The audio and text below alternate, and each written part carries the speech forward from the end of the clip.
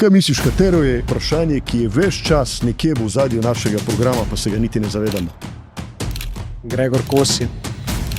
Veš, ali jamramo, krivimo nekoga drugega, ali rečemo v tistem trenutku, gledaj, odgovoren sem za svoje življenje, kaj lahko v tem trenutku naredim? Nekaj govoriš, nekaj pa delaš. Od drugih ponovadi pričakuješ tisto, kar nisi sposoben samo resničiti. Dobrega vodja dela tisto, ki je sposoben to, kar govori, narediti in da je to sposoben narediti vedno znova. In je ta občutek lastne vrednosti ni več povezan s tvojimi pričakovanji, ampak dejansko povezan s tvojo sposobnosti. Veliko ljudi govori, koliko so iskreni do drugih, ne? Ampak ko jih pač vprašaš, koliko so pa iskreni do sebe, se pa zgodba malo obrne. Ne? A ni pol resnica tudi največje zdravilo za marsikatero bolezen?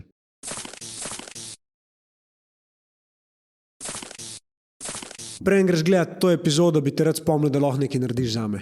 Sam s tem, da subscribeš, komentiraš, pa to epizodo deliš med prijatelji, če ti je všeč, mi boš ogromno pomagal. Veš, da od mene ne dobiš nobenih oglasov, nikjer ti ne spamam, tako da, če hočeš nekaj narediti za underdoga, je to tvoja šansa. Če si že subscribil, pa svaka čast, hvala ti, uživi v pogledu. Koliko malo časa, oziroma jaz ga vedno vprašam, kak je plan za danes, da vidim, koliko energije šparam za konec. Ja. Ali gremo lin na začetku, ali jo moramo šparati. Ja. Ne? Zdaj, če je krajši session, pola greš v lin. Ja. Ne? Zdaj, če seveda daljši session, je treba malo dozirati. Kdo pa se je ostal trening? Je Blaž. Aha. Ja. A kaj kdaj predlagaš, kakšno vajo? Ne, jaz se predvsem zgražam na določenimi prejemi njegovimi, veš. Ga vedno vprašam, če to na YouTubeu zjutraj videl, ker te vaje nisem še nikoli videl. Ker šel ima tako, predvsem malo za večjo funkcionalnost, ne, kar jaz čisto vražim. Veš. Ko me tam razteguje, ne, najprej ti IQ prejemi, pol pa še tole, to mi je pa tako, res. Ja. Malo manj simpatično. No. Poznam to, Matej Turk je bil to pri meni. Okay. Jaz sem cel life sem sam treniral, ampak to je bilo bolj kaj ne za ego. Ne? Razumem. Močen sem bil v benču, krli so šopali noge, ajde, sem šprinte delal pa treniral, ampak drugega pa ne. Prijem k Turku 1 mesec pa pol. Take vaje, ki sem jaz mislil, pa kva jaz delam, star, jaz sem balerina. Mene je vse bole. Ampak sva šele takrat je rekel, mi sva takrat šele odprla boke, mi sva odprla ramenski obroči, teda. Jaz sem bil čist zategnen. Eksploziven za popizditi, ampak Valda. Telo pa ni mogel pač funkcionirati več normalno. No, pa si čutil, kje je, recimo, rame, karkoli valda. Prepone, veš, To je to, če sam delaš. Ja. Pa te nobene gleda zraven. Ja. Ker greš čez sebe. Ja. Meni je dal teč, tekača me je dal. Sam to je naredil, rekel teč. Me je gledal. Je rekel, ok, že vem, pa je dol. Sem bil, kva veš, ne? Okay, pa mi je razložil, da moje kolena so šla, ne, namesto da so šla do te višine, so šla do te višine. Ker sem imel flexor, je toliko zategnene. Ja. In je rekel, ti si eksploziven, ampak pač hitrosti pa ne moreš razviti, ker te blokira, ne? Ti ne narediš tazga koraka, kaj en drug. Ja. Mislim, jaz pri sebi vidim, če si malo preveč naložim, ne, v nekem določenem časovnem obdobju, pol imam težave s koleni, pol ful težko počep naredim. Ja. Veš, pol me začne tle zgore zategovati in pol ni šans, da greš v počep. Ja. In dejansko, ne, dokler pri sebi ne sprostiš tega, kar te v tistem trenutku, mogoče malo koči, pol toliko časa bo zelo težko kvalitetno treniral. Res je, ja. Ful, ne. Koliko si ti letnik? 76. 76? Pismo. Jaz bi ti dal manj. Res? Ja, že tako, ko sem te poslušal. Hvala. Ni panike, vem, ka po 30 to pomeni, ki ti je reče. Pol si predstavljal, kaj šele po 40. Ja, res je. Ne, dobro zgledaš, mislim. Thanks. Tam, 30 do 40 bi ti dal nekaj. Ok, thanks, super, evo. Ni panike. Čez 2 leti Abraham. Ja. Fak, brutalno, da si predstavljaš. Mislim. To je danes malo drugače pogojem. Jaz se spomnim svojega fotra, ko je praznoval 50 let. Pizda, meni se zdaj, veš, ko malo se mi je zasmilo. Pizda, koliko še ima pred sabo sploh. A še ima, veš, ko, pri 50, ki se predstavljam. Ja. Pizda, sem občutek, sem komi začel živeti. To. Res. Jaz sem šele zdaj občutek, da sem mentalno, zrelostno, z vidika neke čustvene zrelosti, zdaj po mojem tam bliž 40. Pomeni šele zdaj občutek, da dozorevam. Kako bi pa definiral čustveno zrelost? Kaj ti to pomeni? Dobro, lahko jo razumemo skozi 2 vidika. Ne? Prvi vidik je, zdaj ti čist po IQ-ju razlagam. Prvi vidik je seveda, da ti kot zrel človek več problemov urediš, kot narediš. Zdaj, čustveno nezrel človek, pa pusto, lahko je 60-70, bo še vedno imel z tem balansom določene izzive. Imaš 60-70-letnike, ki so še vedno vedejo kot 25 ali pa 30-letniki. Govorim iz lastnih družinskih izkušenj. Veš, tako mi, da z mojim fotom imamo še vedno tako debate, ne vem, veš, on ima občutek, da je 25 let, jaz sem pa včasih občutek, da sem 15-20 let starejši. Je še dobro, da ne posluša podcast. Verjetno. Niti tvojih? Ne. Ne? Zanimivo. Mislim, nekaj časa posluša, pa rekel, stari, grem jaz raje v delavnico, grem nekaj narediti, raje motora stavimo, pa kaj drugega. Ja. Taki.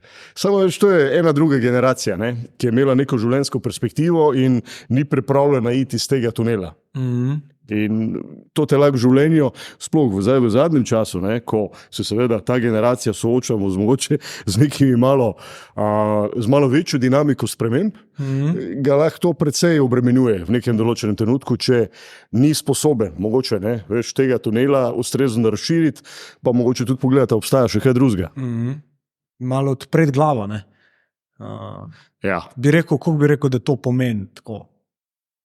Da si ti dejansko odprt za nove stvari in da se jih rad na novo učiš, torej da si rad slab v nečem. Koliko tebi to pomeni? Oziroma kako? Mislim, danes bistveno bolj, ne, in jaz mislim, da je to zdaj, če so spet pri tej čustveni zrelosti, ne, ena najpomembnejših komponent čustvene zrelosti. A si ti sposoben zaznavati okolico na čim bolj pristen, rečemo temu realen način? Ja. Če si to sposoben, si skozi neko višjo stopnjo čustvene zrelosti sposoben prilagajati seveda tudi svoje odzive na okolico. Pomeni čustvenost si bolj elastičen, bolj fleksibilen. To je danes recimo, ne, več prej sva se pogovarjala o delu v džimu, če ti želiš imeti elastičen vemo, rabiš elastično telo. To je nekaj, kar sem jaz poznal. Ne. Zato je del programa, recimo, ki ga s svojimi klienti tudi delam, se dotakne tudi tega telesnega dela. Ne. Veš, recimo, delo na petih prvinah, ne. Veš, telesa in uma. Načeloma zelo težko odvojiš od telesa. Čeprav bi si to zelo želeli. In na nek način je lažje delati na tem umskem delu, ne? Sploh če si recimo tega vajen. Če si mogoče, ne vem, skozi svoje življenje malo zanemaril neki telesni vidik in si več poudarka dal na tem umskemu vidiku. Recimo v biznisu, v politiki, recimo mogoče na nekih bolj intelektualnih delovnih mestih. Kar se sčasoma zgodi, se vidiš, ne? Ponavadi imaš poslovneže, pa tudi politike, ki skozi neko daljše obdobje, ne, dela recimo v neki panogi in zaradi vseh izzivov, ki jih ta panoga prenaša, malo začnejo ta telesen del zapuščati, zanemarjati. Kar pomeni, če se ne zavedajo, da se slej ko prej to pozna tudi na umski ravni. In če se vrnemo na teh 5 prvin, ne, ki so seveda bistvene, ne, recimo zelo pomembna prvina je seveda, rečemo, neka vzdržljivost. Vzdržljivost telesa se potem tudi na umski ravni kaže skozi neko večjo vztrajnost. Predelo, drži. Danes je fokus pomembnejši od inteligence. Ja. Zato, ker ga toliko manjka ob vseh teh državljih, ki jih imamo v našem okolju. Ja. Zdaj, naslednja zelo pomembna prvina je seveda elastičnost uma. Zdaj, prej sem me vprašal, zakaj je to pomembno, zakaj je pomembno, da ne ostajamo v nekem kognitivnem predoru, tunelu, ne? Zato, ker se enostavno svet spreminja tako hitro in če se nismo z umsko sposobni temu prilagajati, bomo enostavno več čas, ne samo korak vzadi, ampak sčasoma tudi več korakov vzadi. Zato je tudi na telesni ravni pomembno, da delamo na tej elastičnosti. Zato, ker se neposredno poznajo seveda učinki tudi na umski ravni. Za tretji ta korak je seveda dobra usklajenost, koordinacija. To vidiš, ne? Danes delamo v podjetjih z izjemnimi ekipami. V podjetjih je izjemno veliko znanja, ogromno znanja, ampak koliko smo dejansko potencial te ekipe sposobni tudi izkoristiti. Ja. Ampak tu zaradi tega, ker tudi na telesni ravni nimamo dobre koordinacije. Se pogleda samo v džimu, ne? Večkrat enkrat mi je eden izmed mojih mentorjev, zdaj že pokojen, rekel, kdaj pride ura resnice? V džimu. Ti lahko razlagaš, da dvigneš 120, 130 na benču, koliko rok položiš, karkoli, ne? Ampak v džimu pride ura resnice ali pa trenutek resnice. Zdaj to, kar govoriš, lahko le pokažeš. In tu se najbolj vidi, ne, ali si človek besed ali si človek dejanj. To se v džimu vidi, a drži. Res je. V športu se to zelo vidi. In premalo se pa to vidi v poslu. Res je. Zato, ker za neizpolnjena pričakovanja ali pa rezultate, ki niso v skladu z našimi pričakovanji, ponovadi krivimo nekoga drugega. In v poslu je to super, še bolj v politiki. Ker je še manj te iskrenosti, sposobnosti pripoznati, ne, a je nekaj pristno ali nekaj ni pristno. Zdaj, zdaj sva rekla, ne, imela sva to vzdržljivost, Ja. elastičnost, usklajevanje, zdaj so še pa dve prvini zelo pomembni. Ena je hitrost, kako hitro smo sposobni neke odločitve sprejemati v življenju. Zdaj, a sprejemamo kratkoročne, dolgoročne odločitve, ogromna razlika, ker sprejemanje nekih kratkoročnih odločitev povzroča dolgoročne probleme. A drži? Res je. Veš, povzročimo neko vojno, ne, neko sovražno dejanje in mislimo, da je s podpisom mirovnega sporazuma tole končano. Takrat se šele začne. In tudi, ne vem, danes tudi po samih raziskavah rabimo več generacij, tam 5 do 7 generacij, da to travmo predelajo z zelo intenzivnim delom. Če se pa s travmo ne ukvarjaš, vemo, pa je to praktično neskončna zgodba. Pomeni tudi, če si podpisal mirovni sporazum, konflikt traja dalje. In ni kar tako potihno ali pa se potuhno. Ja. In zadnja prvina je recimo moč. Jaz sem sposoben sprejemati zelo težke odločitve. Zdaj, če malo tudi pogledaš telesno strukturo ljudi, pa vzamemo recimo gospodarstvo ali pa politiko, zelo hitro vidiš po telesnih odzivih, kakšne odločitve je ta človek sposoben sprejemati. Noro. In zanimivo, šport, ki ga izbereš, pa neka oblika gibanja, zelo kaže tvojo umsko naravnanost. Recimo strajni ljudje. Umsko strajni ljudje si ponovadi tudi zberejo obliko rekreacije, ki spodbuja to strajnost. Recimo močni ljudje, ne, tako, ki sprejemajo težke odločitve v življenju, pa seveda kasneje tudi potrebujejo malo več pauze, zato da spet lahko sprejme neko močno odločitev v življenju. To so ljudje, ki ponovadi ne vem, a so powerlifterji, ali se pa ukvarjajo recimo z nekimi športi, kjer je ta moč primarna. Pa kje je tu zdaj problem, kje je tu napaka? Da dejansko še vedno vztrajaš v tistem, v čem si načeloma že dober. Ne loti se pa tistega, v čem nisi dober, in tisto ti je pol blazno nesimpatično. Načeloma se v življenju izogibamo stvari, ki so nam nesimpatične, ampak ravno tam se skriva naša pot. In če nimamo teh, če nimaš teh 5 prvin dobro med seboj usklajenih, zdaj ne pravim, da moraš v vseh biti na 100%. Pomembno je pa, da je ta neka premica, neka ravnilovka med njimi ustrezno zbalansirana. Ja, ogromno ti pomaga že to, recimo, da jih ločaš na različne in da vsako posebej delaš boljšo. Ne? Ja. Da ne gledaš kot celoto, pa rečeš, da pa jaz svetujem boljši. Absolutno. Na katerem področju. Ja. Jaz sem imel recimo težavo zdaj v zadnjih letih, sploh ko sem šel recimo z korporacije, ko več nisem imel backupa. Prej bil moj backup je bila ekipa. Valjda. Jaz sem lahko bistveno več napak naredil v svojem življenju, lahko sem bil bistveno manj čustveno zrel, zato ker sem imel na drugi strani ekipo, ki je seveda te moje deficite lahko ustrezno zapolnila. Danes si tega ne morem več privoščiti, zato tudi pravim, da sem bil enostavno primoran v letu 2 dozret bolj kot kadarkoli prej v življenju. Daj me malo pel me malo čez svojo pot. Tako, Ja. Jaz ne poznam tega dela, tebe niti nisem hotel gledati, ker zelo rad to slišim.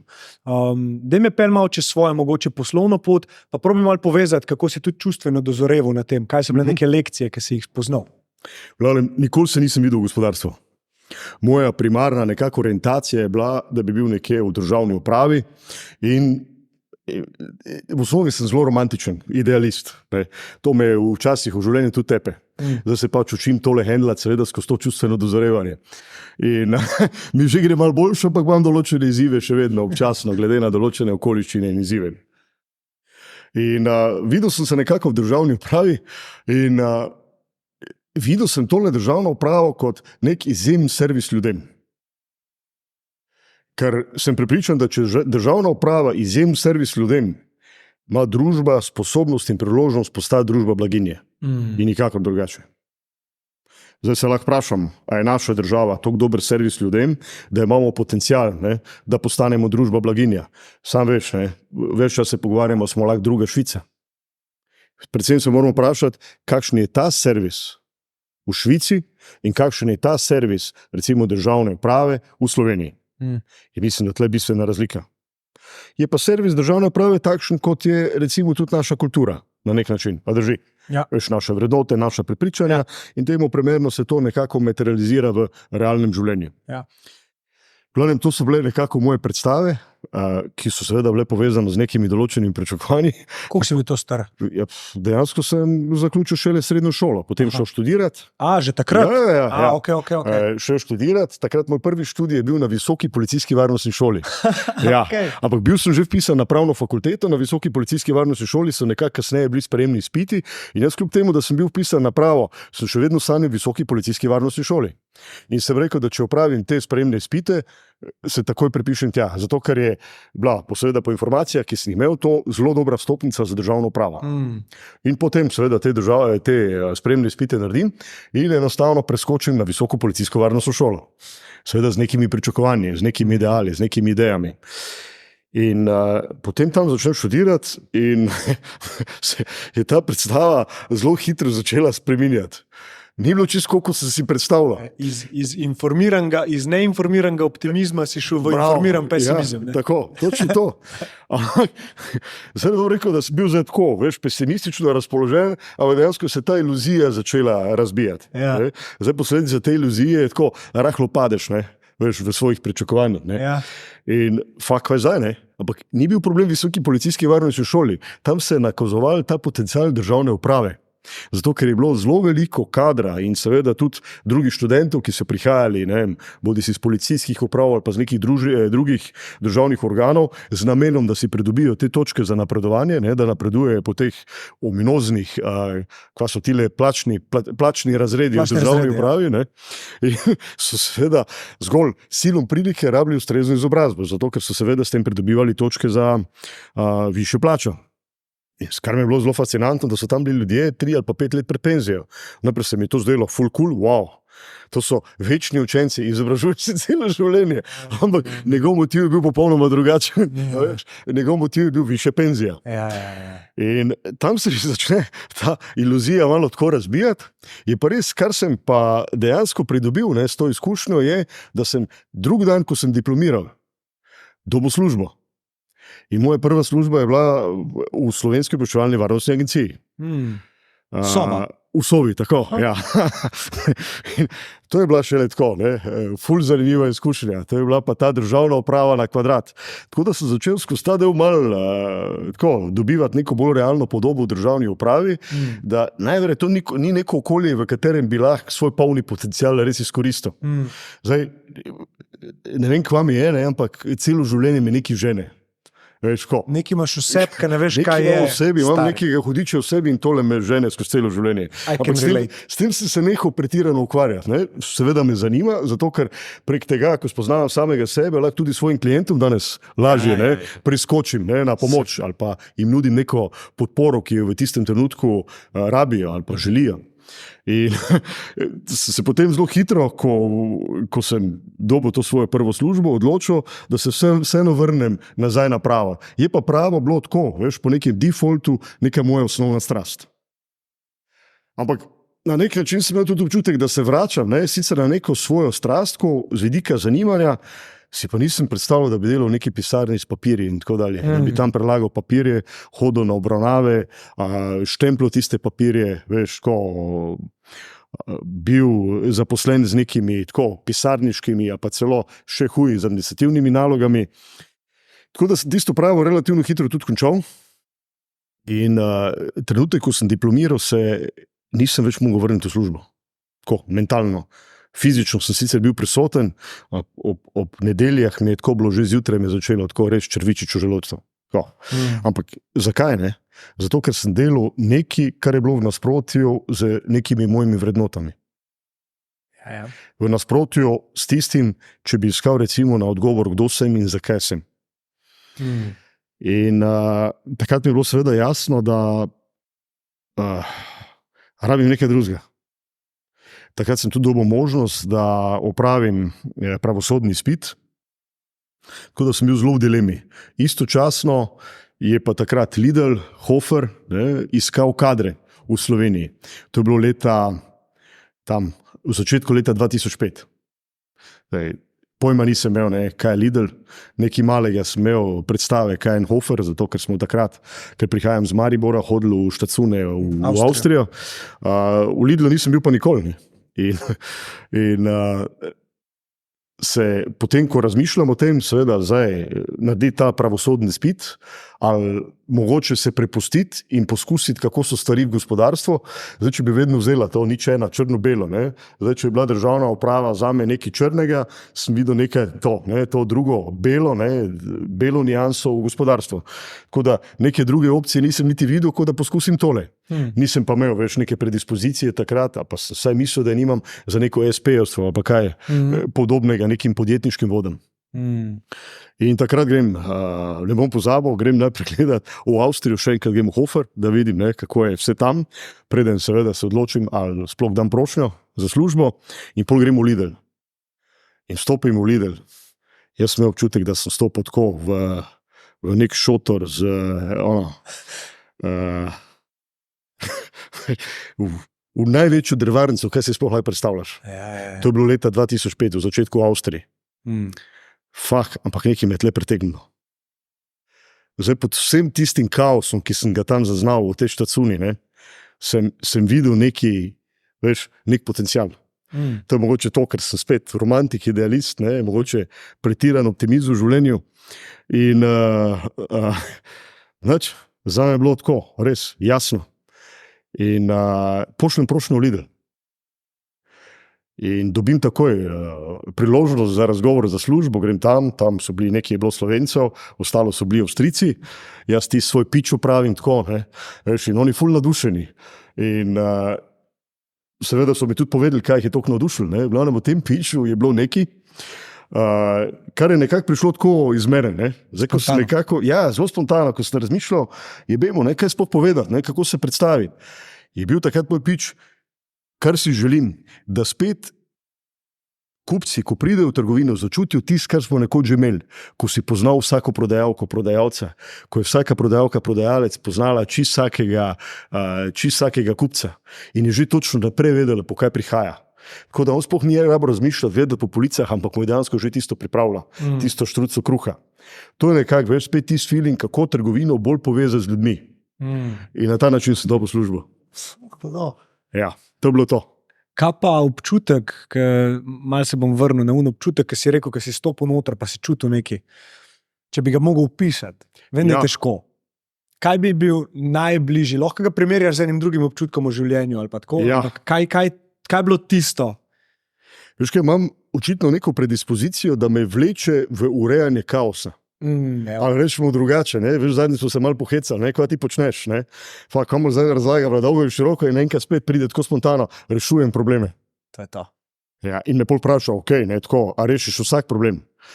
Sem rekel, a to pomeni, da ga moram jaz rešiti. Našel bom nekoga, ki bo ta problem znal rešiti. In ponavadi je to ekipa. Zdaj seveda ta ekipa je tako, vse tista, ki me dnevno spremlja v delovnih prostorih, v pisarnah, bistveno manjša, kot je moja bivša ekipa, ki je bila na koncu že res za slovenske razmere relativno velika, za 2000 zaposlenimi. Tako, kar pomeni, danes seveda moram razmišljati o tem, kako to ekipo širiti, zato ker si še v tem trenutku ne morem privoščiti večje ekipe, kot neki sodelavk in sodelavcev, kako jo na virtualni način širiti. To pomeni, zelo sem v tej fazi v svojem razmišljanju usmerjen v iskanje ljudi, ki znajo rešiti točno specifičen problem. Tako da ta moja ekipa dobiva neko virtualno obliko. Ni nujno, da smo zdaj skupaj v nekih istih poslovnih prostorih, ampak smo mogoče, tudi če nismo tako fizično povezani, smo pa nekje, rečemo v tem okolju, delujemo tle v Sloveniji, zato me v zadnjem času, toliko bolj motivira neko povezovanje z izjemnimi strokovnjaki na svojih področjih. Kar pomeni, če že jaz nekega problema ne znam rešiti, bom pa našel nekoga, ki bo poznal. Ja, sigurno. Sigurno, tako se je včasih delala, ti si poznal pač najboljšega mizarja, najboljšega unga in si se sam povezoval med sabo in drugmu storitev za storitev dajo. Kaj sem te hotel vprašati? Na začetku, ko si začel delati za Lidl, koliko ljudi si imel pod sabo? Jaz sem tako začel, čist na tej osnovni menedžerski poziciji, jaz nisem bil zaposlen kot direktor firme. Jaz sem enostavno mogel skozi to obuko Lidlovo, sem dejansko mogel se prebiti. Kako se je to začelo? Tako da vsi smo imeli enako izhodišče. Vsi smo štartali v eni štacuni. Ti si prišel tam nekje v Avstriji, v eno štacuno, mene so poslali na Tirolsko, tako da sem v doma do tiste štacune rabo, ko sem se v nedeljo odpravil na pot, 7 ur vožnji. Ofa. Ja, valjda. Zdaj, takrat v tistem času je tudi svojo sedanjo ženo, še nisva bila poročena, je pa bila v tistem trenutku, rečemo, moja prva prioriteta. Ja. Kar pomeni, poleg službe je seveda bilo zelo pomembno, da imam tudi dovolj časa za njo. Zato sem se vsakeč znova čez vikend vračal domov. In zato, da imam čim več časa skupaj, sem mogoče v nedeljo šel zelo pozno na pot. No, vem, da sem relativno nenaspan zjutraj bil v štacuni, kar je seveda z današnjega vidika zelo nespametno početje. Ja. Res pa, da sem bil takrat mogoče malo mlajši, pa malo bolj naivn. Pa malo zaljubljen. Tako, veš, ko si mlajši, ti si narediš neko iluzijo, da imaš blazne super moči. Ja, in dejansko ti ratuje. Valjda, en čas ti ratuje, ampak kaj je največji problem, kdaj preklopiti in zdaj se spet vrača na čustveno odozorevanje. Kdaj v življenju dojameš, da so te super moči mogoče nekaj, kar si predstavljaš, da jih imaš, in se to skozi leti vedno manj potrjuje v praksi. Veš, in tu spet pride to vprašanje, kdo mi lahko pri tem pomaga, veš, z leti toliko bolj. Tako da verjamem, da postaja potencial, da si podjetnik skozi celo življenje. Nekdo bo rekel, gled, prestar sem za neko zadevo, ampak imaš neko kvaliteto v tistem določenem trenutku. Ampak lahko najdeš nekoga, ki se ti lahko pri tem pridruži, da pa potem neko zgodbo skupaj sestavite. Tako da, kar sem se v življenju, mogoče, zdaj, če se vrnemo nazaj na to, na razmišljanje, mogoče neka največji nauk, lekcija, ki sem se naučil, je tako, da ne glede na to, kar misliš, da znaš, pa kar si sposoben, zavedaj se, da sunaj obstajajo ljudje, ki so še bistveno bolj sposobni in zakaj bi se sam mučil skozi življenje, če imaš za to, veš, lahko ekipo, ki ti pri tem seveda nudi tudi nek suport, seveda pod pogojem, da ta suport na ustrezen način vračaš ekipi. Zdaj danes v gospodarstvu, nažalost tudi politiki, se ekipo smatra, veš, kot sredstvo. Veš, za neke tvoje cilje, neke tvoje ambicije. Zdaj samo vprašanje, a si pripravljen dati tudi nekaj nazaj, a si pripravljen to ekipo tudi suportirati. In bolj bo sposoben to ekipo suportirati, večji bo ta benefit imeti odlično ekipo poleg sebe.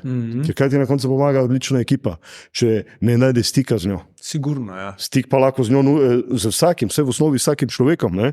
Če najprej nekaj daš, pa potem šele dobiš. In ne obratno. Gospodarstvo je nažalost tako, najprej želim nekaj od vas, pa vam potem seveda dam. En izmed ljudi, ki sem jih jaz spremljal in so tudi zaslužni za kar veliko tega, kar znam, kar vem, kar sem ga slišal, recimo je Gary Vaynerchuk, Gary V. In on je rekel, recimo nekaj, kar je meni ful v spominu ostal, in to je bilo, ko si ti enkrat vodja, pa si lahko pač vodja ekipe 5, vodja ekipe 10, ti delaš za njih. Imej to v glavi. Če boš imel občutek, da ti delaš za njih, delaš nekaj prav. In ni obratno. Torej, če hočeš, da so stvari narejene, ena, tvoja odgovornost, vse je tvoja odgovornost, dva, a so oni vsak dan boljši v tem, kar delajo, ker sam na ta način bo tvoja cela ekipa boljša in končni produkt boljši. Viš, to je nekaj, kar sem prepozno spoznal. Veš, ko ti začneš tako kot res nek newbie v korporaciji, brez kakršnih koli vodstvenih izkušenj, je seveda tvoja predstava, kako neko podjetje voditi, kaj sploh neka ekipa pomeni v podjetju. Veš, popolnoma drugačna kot skozi nek čas, ko pa začneš prepoznavati vrednost svoje ekipe. Ampak kako lahko vrednost svoje ekipe prepoznaš, če si ne daš te priložnosti in če ekipi ne daš te priložnosti? In tu je največji problem, veš. Mislim, da tukaj veliko vlogo igra ta potreba po kontroli, pa mogoče perfekcionizem, iz vidika, da če ne boš ti naredil nov tako dober, in ti se ne zavedaš, da v bistvu ekipe je to, kar si ti prej rekel. Da ti najdeš ljudi, ki so boljši od tebe v majhnem delu tvoje velike sestavljanke. In če ti to rata narediti, kdo te bo ustavil? Mislim, bil sem tako prvi, ki si more res tako, veš, naliti čistega vina. In vse na koncu so me tega dela sodelavci naučili. Veš, vse na mentorje naletiš, kamorkoli pogledaš, če si le pripravljen videti in tudi slišati. Veš, lahko je to kdorkoli, gospa v liftu. Tako, absolutno. In enkrat mi je ena moja sodelavka rekla, ker sem seveda spet pizdil, veš, bil sem na enem dogodku, imeli smo en kadrovski sejem in valjda pridem tja in se mi je zdelo, da barva majčk, zdaj ta perfekcionizem, ne meča čist barvi logotipa Lidlovega. Rumena ali modra? Ne, modra. Pazi, bila je pač druga neansa in valjda, veš, ti imaš ti stral že v glavi in jaz pridem tja in začnem tako po domače drkat, zaradi barve. In valjda ekipi pade, ne, veš. Želja po sejmu, želja po praktično vsem drugim. Ne. In poprije ta sodelavka do mene in mi reče, Gregor, v čem je problem? Bravo za pogum, drugače. Bravo, ful dobro. V čem je problem? A je to težko kdaj pohvaliti? Fuck. In v tistem trenutku, ne, veš ko, ne, si misliš, fuck, kaj je z mano narobe? Si jo slišal? Ja. Je bilo to prvič, ko si nekoga slišal z neko tako kritiko, ki je do tebe pristopil, da se spomniš? Veš kaj, zagotovo sem jo večkrat slišal, ampak sem jo prevečkrat preslišal. No, to. Ja. Zares slišal. Ja. In zakaj sem jo tudi slišal? Ker mi je dala dobro izhodišče za razmišljanje naprej. A lahko rečeš, da je nekaj good enough? Zakaj mora biti vse perfektno? In kaj sploh to pomeni? Točno to. Kaj sploh pomeni, da je nekaj perfektno? Staja. To je perfektno zate. Mislim, kdo pravi, da je to perfektno za nekoga drugega? Ja. Pa by the way, hoteli smo najti majčke v tisti barvi, pa nam v to kratkem času nihče ni mogel te barve zagotoviti. In smo navzeli barvo, ki je good enough, ki je približje k temu. Fakt, stari, takrat se mi je tako, veš, niti v ogledalo se nisem mogel pogledati, iskreno, ker je bilo tako sram. Ja. In sem začel, veš, skozi to neko novo priložnost, skozi neko prizmo, ki sem jo dobil, ne, kaj pomeni biti perfekten ali pa kaj pomeni good enough, popolnoma drugače dojemati neko stvarnost, za katero sem jaz mislil, da je to resnica, pa je bila v osnovi, veš, nekaj, kar je bila moja resnica, kar sem si jaz predstavljal, da mora biti to tako. Iluzija. Čista. In valjda najprej boli, ne, razbite iluzije seveda vedno boli. Padeš v neko, ne bom rekel, da je to za najbolj idealni izraz, ne, ampak rečemo v neko obliko neke depresije. Ne, zato, ker doživiš, veš, nek hladen tuš. Razbije se neko pričakovanje, neka predstava, ki si jo imel. Identiteta mogoče celo. Valjda, absolutno. Ja.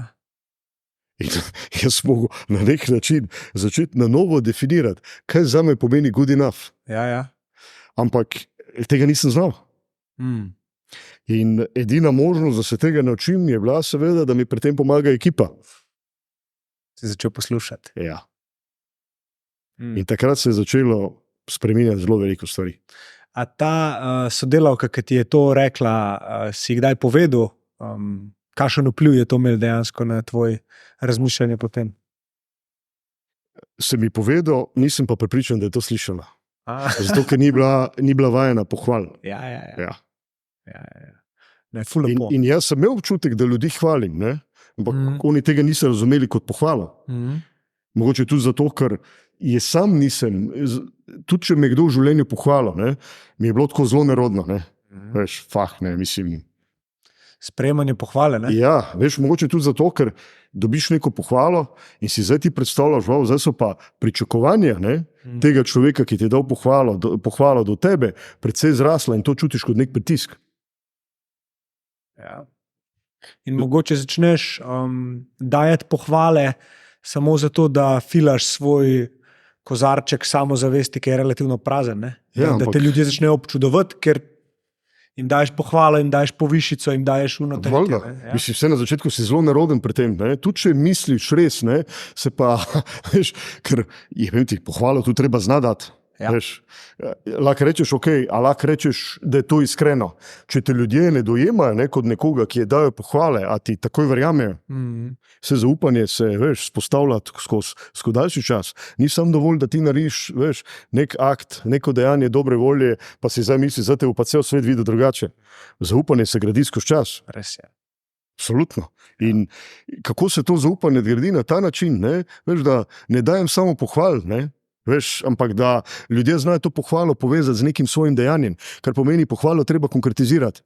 Ne samo da rečeš, ne, Jure, dober si. Ampak, a te ne zanima? Daj mi povej, kaj je razlog, v čem vidiš, da sem tako dober, da razumem, kaj je razlog tej pohvali. Ali mi daje zgolj to sam nek kompliment, ne, veš, da nekomu rečeš, wow, super majčka. To je zelo, zelo zrelo. To, kar zdaj govoriš, da si sposoben na ta način videti pohvalo in pač tudi v okolju, ki je bolj ne pusti me, da oddelam 8 ur, pa grem dam, ne? Da si dejansko želiš ratati boljši. Jaz sem take ljudi zdaj, ki nazaj gledam, ker sem zdaj to dojel. To so pač ljudje, ki bojo največ v življenju dosegali, ker dejansko želijo izpopolnjevati sebe, želijo ratati boljši in se zavedajo, da če hočeš ratati boljši, mora biti slab. Oziroma ti mora nekdo povedati oziroma pokazati stvari, ki jih ti ne vidiš. In kot vodja, če si sposoben to narediti na tak način, da te slišijo, Gary v knjigi temu reče kind candor. Ne vem, če si kdaj slišal to frazo. Nekaj tazga, kar je sveta resnica zame in v praksi govorim, ne v teoriji. Ne? Da ti človeku pač poveš resnico, ampak še zmeraj je od zadaj neko spoštovanje, pa jaz ti to govorim zato, ker navijam zate. Navijam, da rataš boljši. In oni, ki to slišijo, eksplodirajo. Samo ta candor ravno prihaja iz te srčnosti. Veš, pohvala je samo pohvala, če je res dana od srca in to začutiš. Ja. Zadaj je neka energija in namen. Je pa res, da tukaj več, ko imaš zaupanje, bolj, ko te ljudje poznajo. Bolj, ko si ti tudi ljudem svojo šibkost, pa ranljivost pokazal, prej boš to zveso spostavil. Ker je odnos gre enega drugega, tukaj ni hierarhije.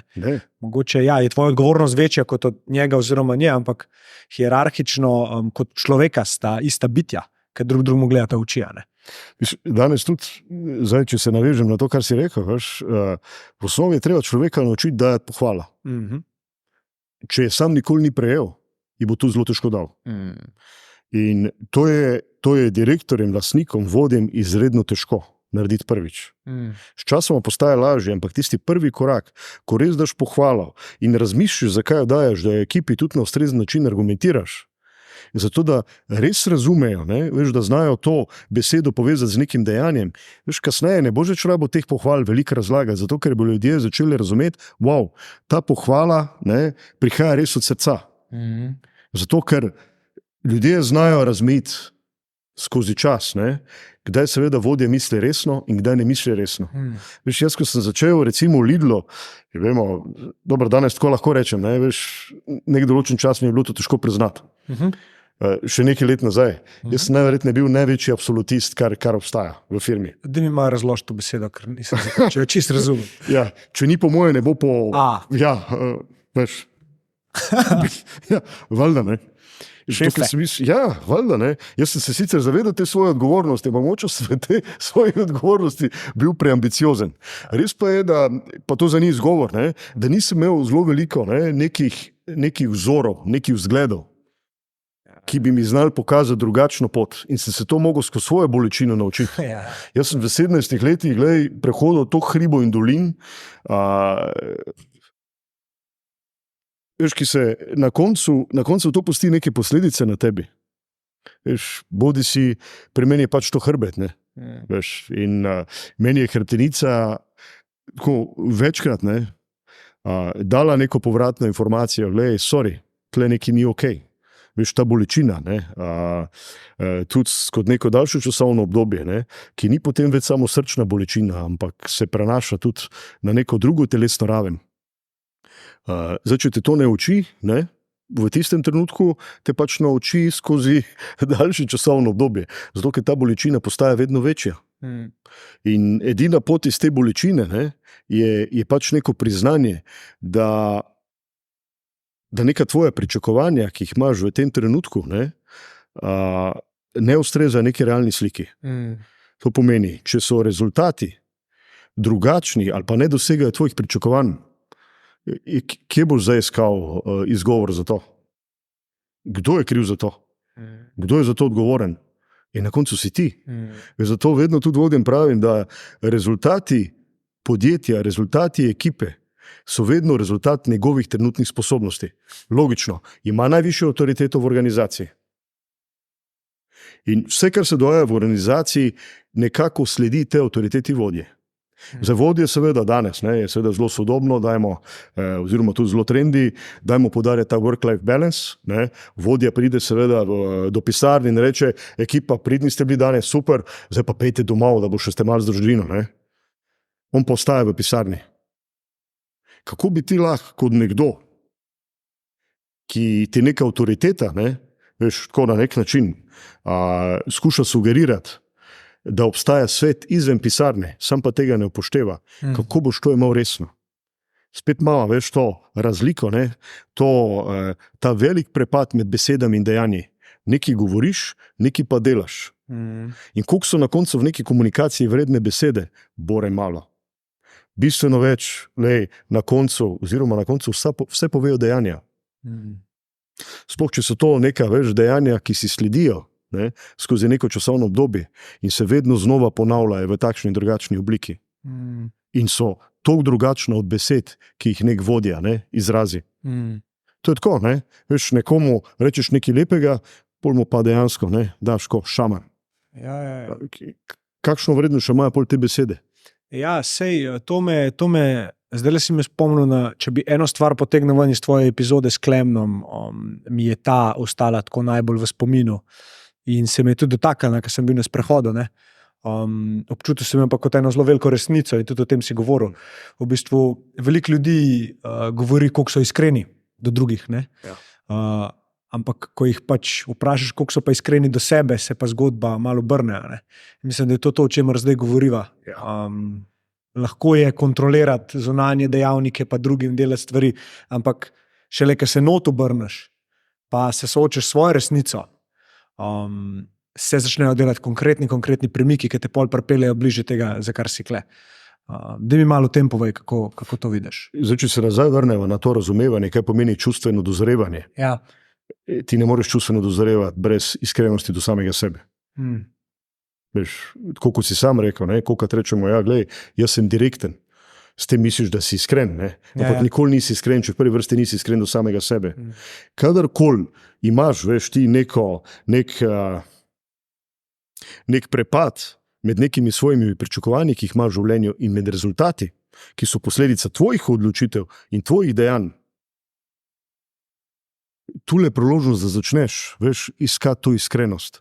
Veš, ne na način, da se postaviš v vlogo neke žrtve, ne? Veš, kdo je kriv? Moji starši, moja žena, moji otroci, država, ne vem, kdorkoli, vreme, ne? Ko si sposoben, ne, najti v sebi odgovor, zakaj imaš tak prepad med svojimi pričakovanji, ne, in seveda med rezultati tvojih odločitev in dejanj, ne, takrat se začne priložnost za čustveno dozorevanje. In to boli. Zato, ker iskrenost do samega sebe je najbolj boleča stvar, kaj si lahko predstavljaš. Ja. Zato je lažje se spucati na nekoga drugega, ne? Veš, sem zelo direkten. Ja. Ampak a si najprej to, kar zdaj, veš, pričakuješ od mene, ne? V kolikšni meri sem te toliko razočaral, ne? Se do ljudi imamo blazna pričakovanja, ne? In če seveda rezultati njihovih odločitev, njihovih dejanj, teh naših pričakovanj uresničijo, kaj se zgodi? Smo blazno razočarani. Je kar visoka stopnja zrelosti in jaz sem zelo ponosen na se. Vem pa, da sem jo dosegel skozi veliko bolečino. To, da zdaj pač praktično nimam pričakovan od nobenega človeka, niti bližnjih, razen to, da so do mene iskreni in da jim lahko zaupam. Če se to prekrši, me bo bolelo, ker je to nekaj, česar jaz ne bom prekršil do njih. Ne. In tudi včasih, a veš, ko v nekomu vidiš nekaj, kar te moti, ne.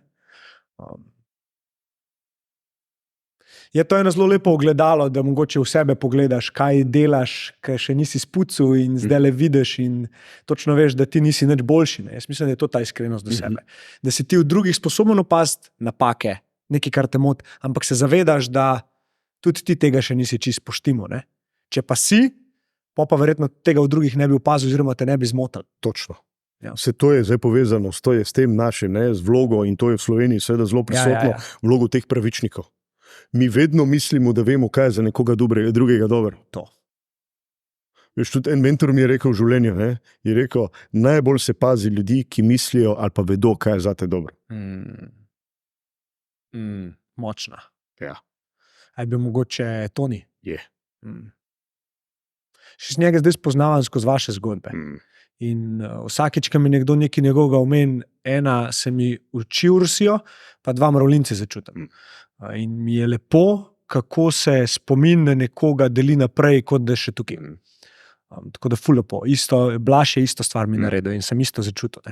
Tako da zelo lepo. Verjamem, da če iz nekje gleda oziroma vaš čut, vam piha v jadra. Jaz mislim, da bo Toni živel večno. Bravo. Zato, ker bo njegove besede ostale večne, ker v osnovi so večne. Ja. Ampak zakaj so večne? Zato, ker je sam šel skozi življenje, skozi toliko bolečine, da je mogel vse te resnice, ki jih govorimo, in so v prvi vrsti to neke naše resnice, preskusiti na lastni koži. In pol zelo hitro vidiš, da nekaj, kar si mislil, da je resnično, je v osnovi čista laž, ali pa veš, nekaj, kar ti govori, ali pa ti spodbuja tvoj lastni ego. Vse na koncu, kaj so pričakovanja?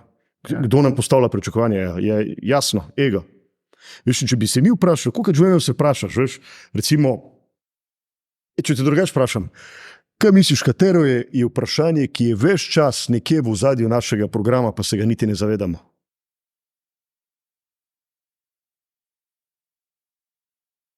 Zakaj sem tukaj? Bi bilo super, če bi bilo tako. Pa se bojim, da je to, kaj si želim. Okay. Kaj si zares želim? Ja. Ampak najprej, preden kaj si zares želim, kaj si želim, ves čas, naša pričakovanja. Zdaj sam si prej omenil, da si precej znižal ta pričakovanja do drugih ljudi, kar je edino pošteno. Ja. Zaradi tega, ker do drugih ljudi imamo neka pričakovanja, in smo seveda blazno razočarani, če seveda, rezultati njihovih odločitev in dejanj teh pričakovanj ne uresničijo, nikoli pa se ne vprašamo, ali imajo ti ljudje sploh ta potencial, da ta pričakovanja uresničijo, imajo sposobnosti. Veš, mi od nekoga zahtevamo, da nas ljubi, od nekoga zahtevamo, da nam sledi, da naredi to in to. Ja. Tudi pri sodelavcih, ne vprašamo pa se, ali mu nudimo ustrezen podporo, da bo lahko ta pričakovanja uresničil. Ja. To sem videl, glej, to sem dejansko doživel na lastni koži. Zato, ker sem imel izjemna pričakovanja, zato, ker jih imam tudi do samega sebe, a pa sem jih imel do samega sebe in sem to dejansko projiciral na celo svojo ekipo. Valjda. Kako se ne trudi, da bo nekaj perfektno. Zdaj sem spet pri tem, kaj je sploh perfektno. In jaz sem svoja pričakovanja dejansko projiciral na njih in jim jaz postavil pričakovanja. Veš, skozi neko svojo prizmo razumevanja sveta. Ja. Nisem se pa vprašal, a imajo sploh dejansko nek potencial, da to uresničijo. Ja, sigurno. In ponavadi, kaj je najhujše, in to je bilo eno izmed tistih bolj grenkih spoznanj, veš, ta resnica, s katero se mora sam soočiti, je, da od drugih ponavadi pričakuješ tisto, kar nisi sposoben samo uresničiti. In svojo nemoč prenašaš na druge. Ja. Veš, vsako vznemirjenje, kadarkoli se ti kot šef, vodja, pojaviš v neki taki zelo avtoritativni vlogi, če se vrnemo nazaj, ker si me vprašal, kaj to sploh pomeni biti avtoritativen vodja. Ja. To predvsem pomeni nemočen vodja. In dejansko ta pričakovanja, ki jih sam ni sposoben uresničiti, prenaša na vse ostale. Ali so to recimo zaposleni v podjetju, ali so to državljanke in državljani, ali pa otroci. Tako. A veš, starši, sploh kakšni športniki ali pa glasbeniki, ki jim ni uspel, Ja. Pa so še kar v tej identiteti, ki so 20 let nazaj živeli, pa upali, da jim bo. In pol njihovi otroci odraščajo in kar naenkrat dobijo kitaro v roke ali pa kopačke. Ja. Zdaj bom pa jaz tebe treniral od mehkih nog. Vse enim rata, eni rata vrhunski športniki, ampak kaj pa, ko se ta oseba vpraša, a jaz sploh hočem biti športnik? Bravo. Oziroma, a jaz sploh sem to? Kaj, če mene zanima kemija? Ne morem iti tja, zato ker moj oče skozi mene živi svoje sanje. In mi ne pusti, da sem jaz. In jaz mislim, da prava ljubezen je, ko ljudem pustimo, da so to, kar so, in jih samo podpiramo pri njihovi rasti. Pomagamo odpirati mogoče neke dele zavesti, ki jih še ne poznajo. Jaz to govorim iz svoje izkušnje z mojo ženo, recimo, ker sem zelo vesel, da imamo lahko zelo odkrito komunikacijo. Ampak jaz sem šel v življenje čez drugačen proces, kot ona. Jaz sem spoznal bolečino tako, ki jo v življenju nisem izkusil, ko mi je oče umrl. Tistih zadnjih 14 dni se spomnim to, čas je bil drugačen, svet je bil drugačen, jaz sem mrtvo drugačen. In je to čist druga izkušnja, ker če tega nimaš. Kako ne zdaj pričakujem, da bo ona določene stvari gledala tako, kot jaz. Da bo razumela, kako jaz vidim mir v glavi, pa koliko to nima veze s tem, kaj ti delaš. Ampak o tem se jaz z njo pogovarjam odprto. In tudi povem, recimo, en primer je bil, da zdaj mladi oče in to, in ti bolj skozi, kako je mami, kako je otrok, kako je mami, kako je otrok. In sem ji rekel, Ana, jaz rabim od tebe slišati, da delam dobro. Je rekla, pa saj to je samoumevno, saj ti to veš, saj si samozavesten. Sem rekel, ja, ampak ne o tem. To je zame prvič. Jaz rabim od tebe slišati, dobro ti gre, bravo, hvala, ker pomagaš, hvala, ker to narediš, cenim to. In kot moški se mi zdi, da ti to odpre na taka vrata, balkane zase, da tudi ti v drugih pač pustiš, da so šibki, pustiš, da ni čisto po tvojih pričakovanjih, ne?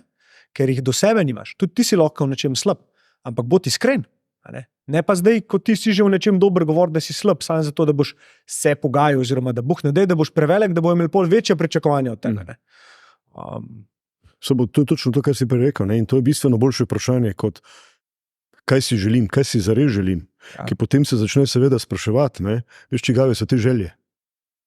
A so to moje želje? Ja. A so to želje, ki jih nekdo drug projicira name? Ne veš? Ja. A so to želje, ne vem, mojih staršev? A so to želje, veš, mojega nadrejenega, lastnika nekega podjetja? Kaj sploh počnem? Ne? In kar resnično verjamem, ne, da je odgovor na to vprašanje treba videti moče skozi dva druga vprašanja. In jaz si, veš, to vprašanje, kaj si želim, ne? Veš, tisto, kar me žene skozi življenje, ne? Veš, ko so se prej vprašali, kaj je tisti vrak, ki ga imaš v sebi, tisti hudič, ki te skozi življenje žene in ti ne da miru, ne? In predvsem vprašanje, a pa rečemo, da je to nek most med vprašanjem, kdo sem. Veš, kaj so moje vrednote, kaj mi je dejansko pomembno. In med drugim vprašanjem, zakaj sem. Veš, kaj je zdaj tisto, kaj me žene v življenje, veš, kaj je ta moj ogenj, kaj je moj namen. In če vidim, ne, da počnem nekaj, da si želim nekaj, kar ne ustreza temu, kar jaz sem, oziroma kar čutim, da sem res, ampak srčno čutim, kar sem. In med tem, zakaj čutim, da sem tule? Veš, kakšna je moja, pa ne rabo zaiti, veš, toliko ezoterično v neka vprašanja, kakšno je moje poslanstvo na tem planetu, kakšen je moj smisel, karkoli. Dobiš bistveno boljšo, veš, uravnilovko za tisto, kar dejansko potrebuješ v življenju. In to je bistveno boljše vprašanje, kot kaj si želim, kaj dejansko potrebujem. Veš, če rečemo, želje so neke potencirane potrebe. To pomeni, da jih je nekdo te potrebe, ki so seveda brez njih, če jih ne zadovoljujemo, ne moramo preživeti, nekdo jih je z nečim oplemenito. Pa to ne mislim v pozitivnem smislu. Nekdo jih je opremo z neko svojo nerealizirano željo. In tu več ne gre samo za zadovoljanje nekih potreb, ker te želje, ne, seveda skozi, veš,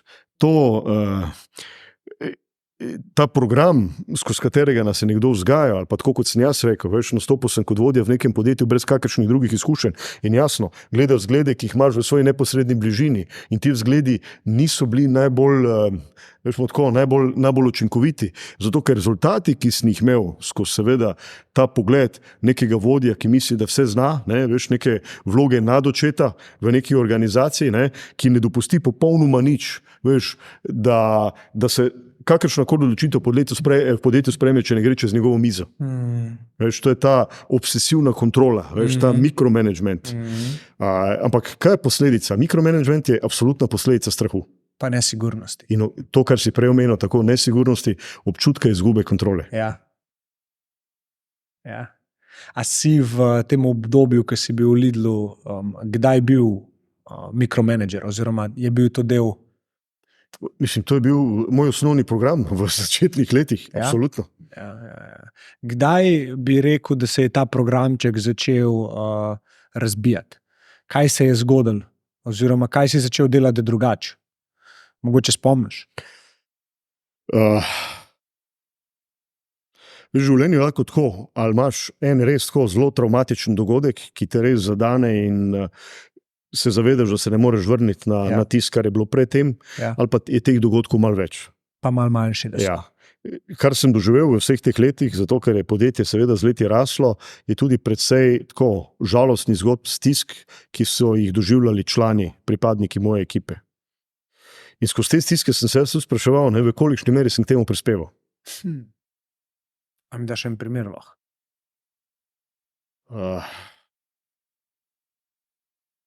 Ja, lahko je, glej, veš, razpadel odnos doma. Familija. Ja. In v nekem določenem trenutku sem se seveda mogel vprašati, ker verjamem pa, da imam, veš, toliko neke, spet če se vrnemo k tistemu, ne, da očitno imam nekaj romantične konotacije v tej svoji duši, ne? Pa verjamem, da tudi neke srčne kulture, ki me take stvari na koncu pa zelo prizadenejo. Veš, tudi če mogoče na začetku nisem bil sposoben nečesa videti, sem to mogel prepoznati takrat, ko se je pa nekaj zgodilo. In seveda mi ni bilo vseeno. Mislim, načeloma je to, veš, nek član tvoje ekipe. Če greva celo dlje, ne? Veš, pa ne bi želel, da to zveni banalno, ne? Član tvojega plemena. Pa daleč od tega, da bi se videl kot nek plemenski poglavar, ne? Ampak pleme razumem, veš, mu kot neko, čeprav ga skušamo v neko primitivno konotacijo spraviti, ne? Ampak v plemenu, veš, za razliko od nekega podjetja, ne? Se ti ne posloviš kar tako od sodelavca, zato ker ne upraviči tvojih pričakovanj. Pleme ostaja skupaj. In takrat, ko nekdo ne upraviči nekih tvojih pričakovanj, je to priložnost, da skušaš ugotoviti, kako mu lahko pomagaš. Zato, ker to tudi predstavlja za njega neko frustracijo. In je to tvoja dolžnost. Če si pripravljen ali pa sposoben prevzeti odgovornost vodje neke organizacije, veš, tako nekega plemena, je tvoja osnovna dolžnost, da skrbiš za dobrobit vseh, ki so v tej organizaciji. Od trenutka, ko si ga zaposlil, do trenutka, ko mogoče nekega dne sam reče, evo, jaz sem pa dozrel. Jaz želim dlje. Pa mogoče želim odpreti svoje podjetje, ali pa imam neko drugo, ne vem, želim mogoče potovati po svetu, imam neke druge življenjske sanje. Končno se čutim, evo, da lahko odgovorim na tisto vprašanje, kdo sem in zakaj sem. In mogoče odgovora ni v tem podjetju. In zato tudi vedno znova razumem, ko nekdo odide z podjetja tako res z najboljšimi nameni, za neko zahvalo, hvala za vse, evo, kar sem se imel priložnost naučiti. A ni to nekaj najlepšega? Nekaj najlepšega. No. Ampak kako smo sposobni to prepoznati? Veš, bil sem v podjetju, kjer je odhod človeka bil razumljen v celem koncernu, ne? Če se sam seveda odločil, da odide, da je zdaj sovražnik številka 1. Kaj smo mi vse za njega naredili? Zdaj pa on odhaja. Mislim, kakšno to razmišljanje? Nezrela. Točno. In po moje, da in ti in jaz sva nekoč to razmišljanje tudi imela, oziroma je bilo to normalno, ker še nisi dovolj sebe, svoje lastne vrednosti mogoče, zbildo. Se mogoče počutil ogroženega itd. Ja. Vse izhaja iz sklepa moje strah. Vse, veš, ja, absolutno, ampak spet veš iz teh pričakovanj, ne? In problem je, če ego narekuje naša pričakovanja, ker nam ego potem nabusta ta občutek lastne vrednosti, mislimo, da smo blazno superiorni in če seveda teh pričakovanj ne uresničimo, so vsi drugi krivi. Zato, ker nas ego želi zaščititi. Ne? Po eni strani želi zaščititi pred bolečino, pred trpljenjem, po drugi strani pa povzroča največje trpljenje. A ni to zanimiv paradoks? Ni tako? Ja. Mislim, rata paradoks po moje, ko se zavedaš dualnosti, da nisi ti ego, ne? Po moje, da dokler se ne, pač ni paradoks, kaj. Ja. Je samo obrambni mehanizem. Seveda. Trenutku, ko ti ego odmakneš izven sebe, kot to ego nisem jaz, to je del mene, pol pa je paradoks. Pol smo tako, okay, zakaj to delaš? Zdaj se pa vrnemo nazaj v džim, kjer pa imaš dejansko občutek lastne vrednosti, točno takšen, koliko zbenčaš na tisti klopci. A drži? Ja. Eto. Vidiš, in je ta občutek lastne vrednosti ni več povezan s tvojimi pričakovanji, ampak dejansko povezan s tvojo sposobnostjo. In to je zdrav občutek lastne vrednosti. Torej, kaj lahko narediš? Ne?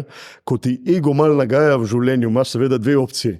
A znižaš pričakovanja, pa ga tako malo zajebeš, po domače povedano, ali pa se začneš ukvarjati dejansko s svojim življenjem. Če si pripravljen, veš, biti dovolj iskren do samega sebe in začneš dvigovati svoj potencial, svoje sposobnosti.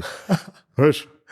Všeč mi je, ker imam človeka, ki je tako zelo stoičen nasproti sebe in resnica je sveta, ne bom se pogovarjal.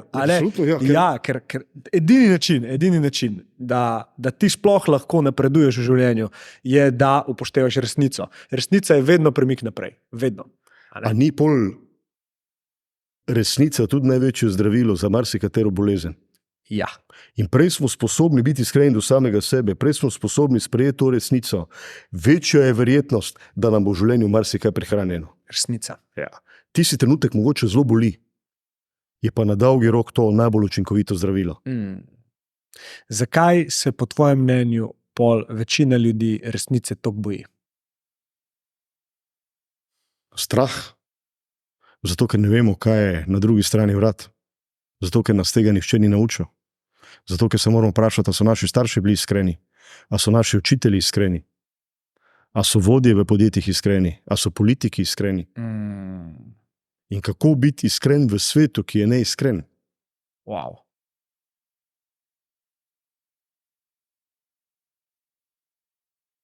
Kako?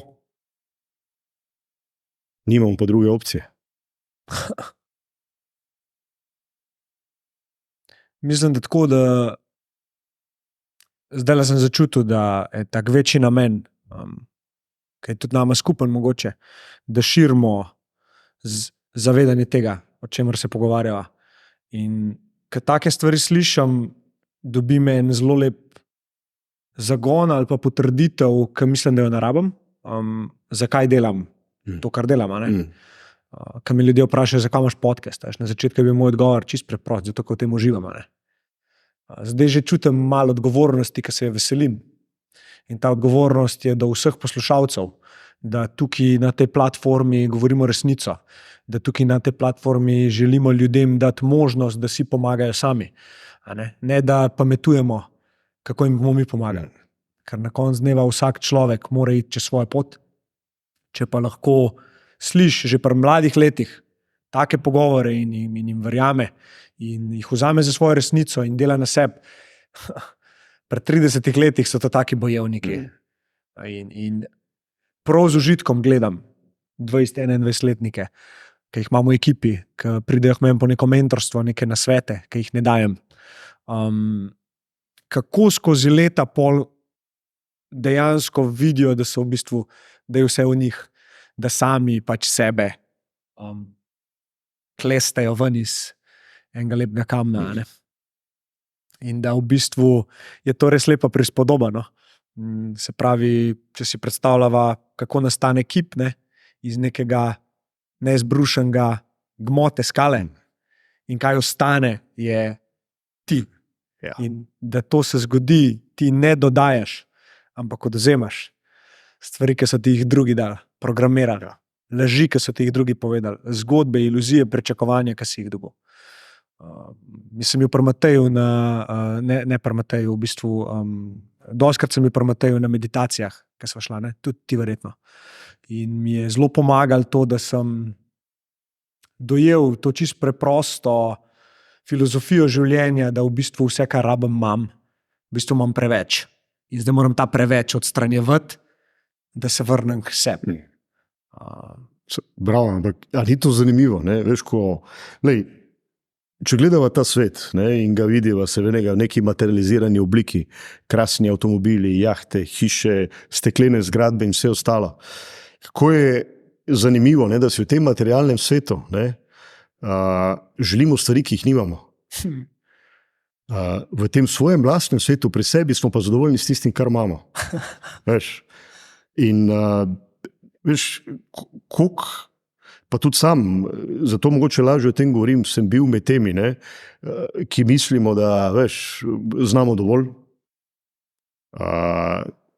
In veš, šele takrat, ko si to, kar si mi prej rekel, ne, veš, ne samo, da poslušaš, ampak dejansko tudi slišiš, si ustvaril neko priložnost, seveda tudi skozi neko lastno prizmo, ne, a sem v osnovi sploh iskren do samega sebe. Ne. Veš, a sem sposoben priznati, da takšen svet, kot ga vidim, je na nek način tudi rezultat tega, kar sem v tem trenutku sposoben v tem svetu videti. Ja. Veš, zato rad poudarim in me včasih tako malo čudno gledajo, ne, da svet, ki ga vidimo okoli sebe, ne, je v osnovi čista reprezentacija našega notranjega sveta. Preprosto. Če mi verjamemo, da je ta svet nekaj najhujšega, kar je v tem univerzumu, ne, da smo na najslabšem možnem planetu, pol bomo ta svet doživljali točno tako. In tako se bomo začeli več do vseh ostalih. Dejstvo. Če ta svet doživljamo na način, in dostikrat pomislim, je sploh možno, da se rodimo na enem takem planetu, kot je ta. A lahko obstaja še nekaj primerljivega v celotnem univerzumu, nekaj tako lepega, če pogledaš naravo. A ne spreminja to popolnoma cele perspektive v tvojem življenju? Kot nek blazen privilegij, da si se sploh lahko rodil, možnost, da sploh prideš na ta svet, je praktično ničelna, a pa tako izjemno, mislim, težko je sploh ubesediti v neki številki. 100 milijard proti 1, Ja. mislim, da je. Ampak kaj s to priložnostjo, ki smo jo dobili, naredimo? Veš, kaj, pa rečemo, ko vsi imamo na razpolago 24 ur na dan. Ampak kako ti 24 ur v tem času, ki nam je na voljo na tem planetu, znamo uporabiti, je pa razlika med tem, ali ta svet vidimo kot nekaj najslabšega in smo blazno nesrečni, ali pa ga vidimo kot nekaj najboljšega, kar se nam sploh lahko zgodilo, ker alternativa življenja ne obstaja. Mislim, vsaj jaz se ne poznam. Vse ti, ki smo v tem trenutku na tem planetu, ne vem, zelo težko rečemo, kakšna je ta alternativa.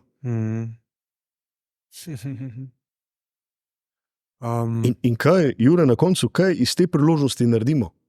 Veš, ali jamramo, krivimo nekoga drugega, ali rečemo v tistem trenutku, glej, odgovoren sem za svoje življenje, kaj lahko v tem trenutku naredim? Če sam ne vidim, glej, neke priložnosti za neko spremembo, koga lahko najdem, kdo mi lahko pri tem pomaga, pa se nismo sami, obnašamo pa se, kot da smo popolnoma sami na tem planetu. Tako. Pa nismo. Tako. Vse smo pomečani z drugim. V osnovi sva, kaj, v več kot 99% sva dejansko identična. Nekaj malega mava, seveda, preko tega, kaj nas je na ta svet pripeljalo, ne, veš, kaj je zapisano v tej globini, ne, tega DNK-ja, ne, ali pa, če greva toliko daleč, ne, da se celo pogovarja, s kako dušo sva prišla na ta planet in kaj s to dušo dejansko počneva. Ali bova z tega planeta odšla tako, ne, veš, slabš, kot je bil potencial, ko sva prišla, ali bova rekla, glej, vse imam v svojih rokah. In moja naloga v tem življenju je, da izkoristim ves svoj potencial. Ampak kako boš ga izkoristil brez bolečine in pripravljenosti, da sprejmeš tudi neko trpljenje skozi vse to? Veš, mi bi pa radi vse tako na hiter, super. Če takoj nekega cilja ne uresničimo, ustvarimo, gremo na drug cilj, ta me ne zanima več. Veš, kje je za ta fokus? Kje je fokus na življenje? Stvar, ki je meni točno to, kar si zdaj govoril, najbolj spremenila, konkretno spremenila, torej, da sem šel iz tega, kako vidim svet kot nekaj negativnega, vse me je motilo.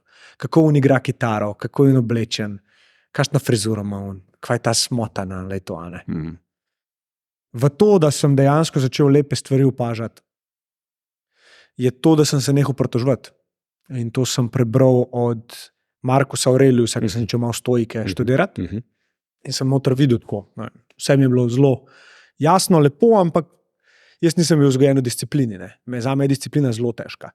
Jaz moram veliko bolj se potruditi, da se neke discipline držim, kot pa nekdo, ki je bil v disciplini vzgojen. Ne? Ampak sem športom to nekako pol zgradil in tudi zdaj pač za nekimi zavestnimi momenti grem v to trpljenje, ki mora imeti, kot je disciplina, recimo. No, nehal sem se pritoževati. Torej, v trenutku, ko sem jaz začel razmišljati, pa to, pa gor tretje, sem se zbudil. In to je bil prvi korak, sem ga delal. Torej, samo opazil sem, da se pritožujem. In tudi, ko sem začel v drugih videti nekaj slabega, pod marpojem šimfati, sem spet to opazil. In na začetku mi je bilo fultkuno, sem opazil, ne smem tega delati. Pa sem pa dojel, da v bistvu moram sam pustiti, da večkrat opazim in večkrat, ko sem opazil, manj časa sem to delal.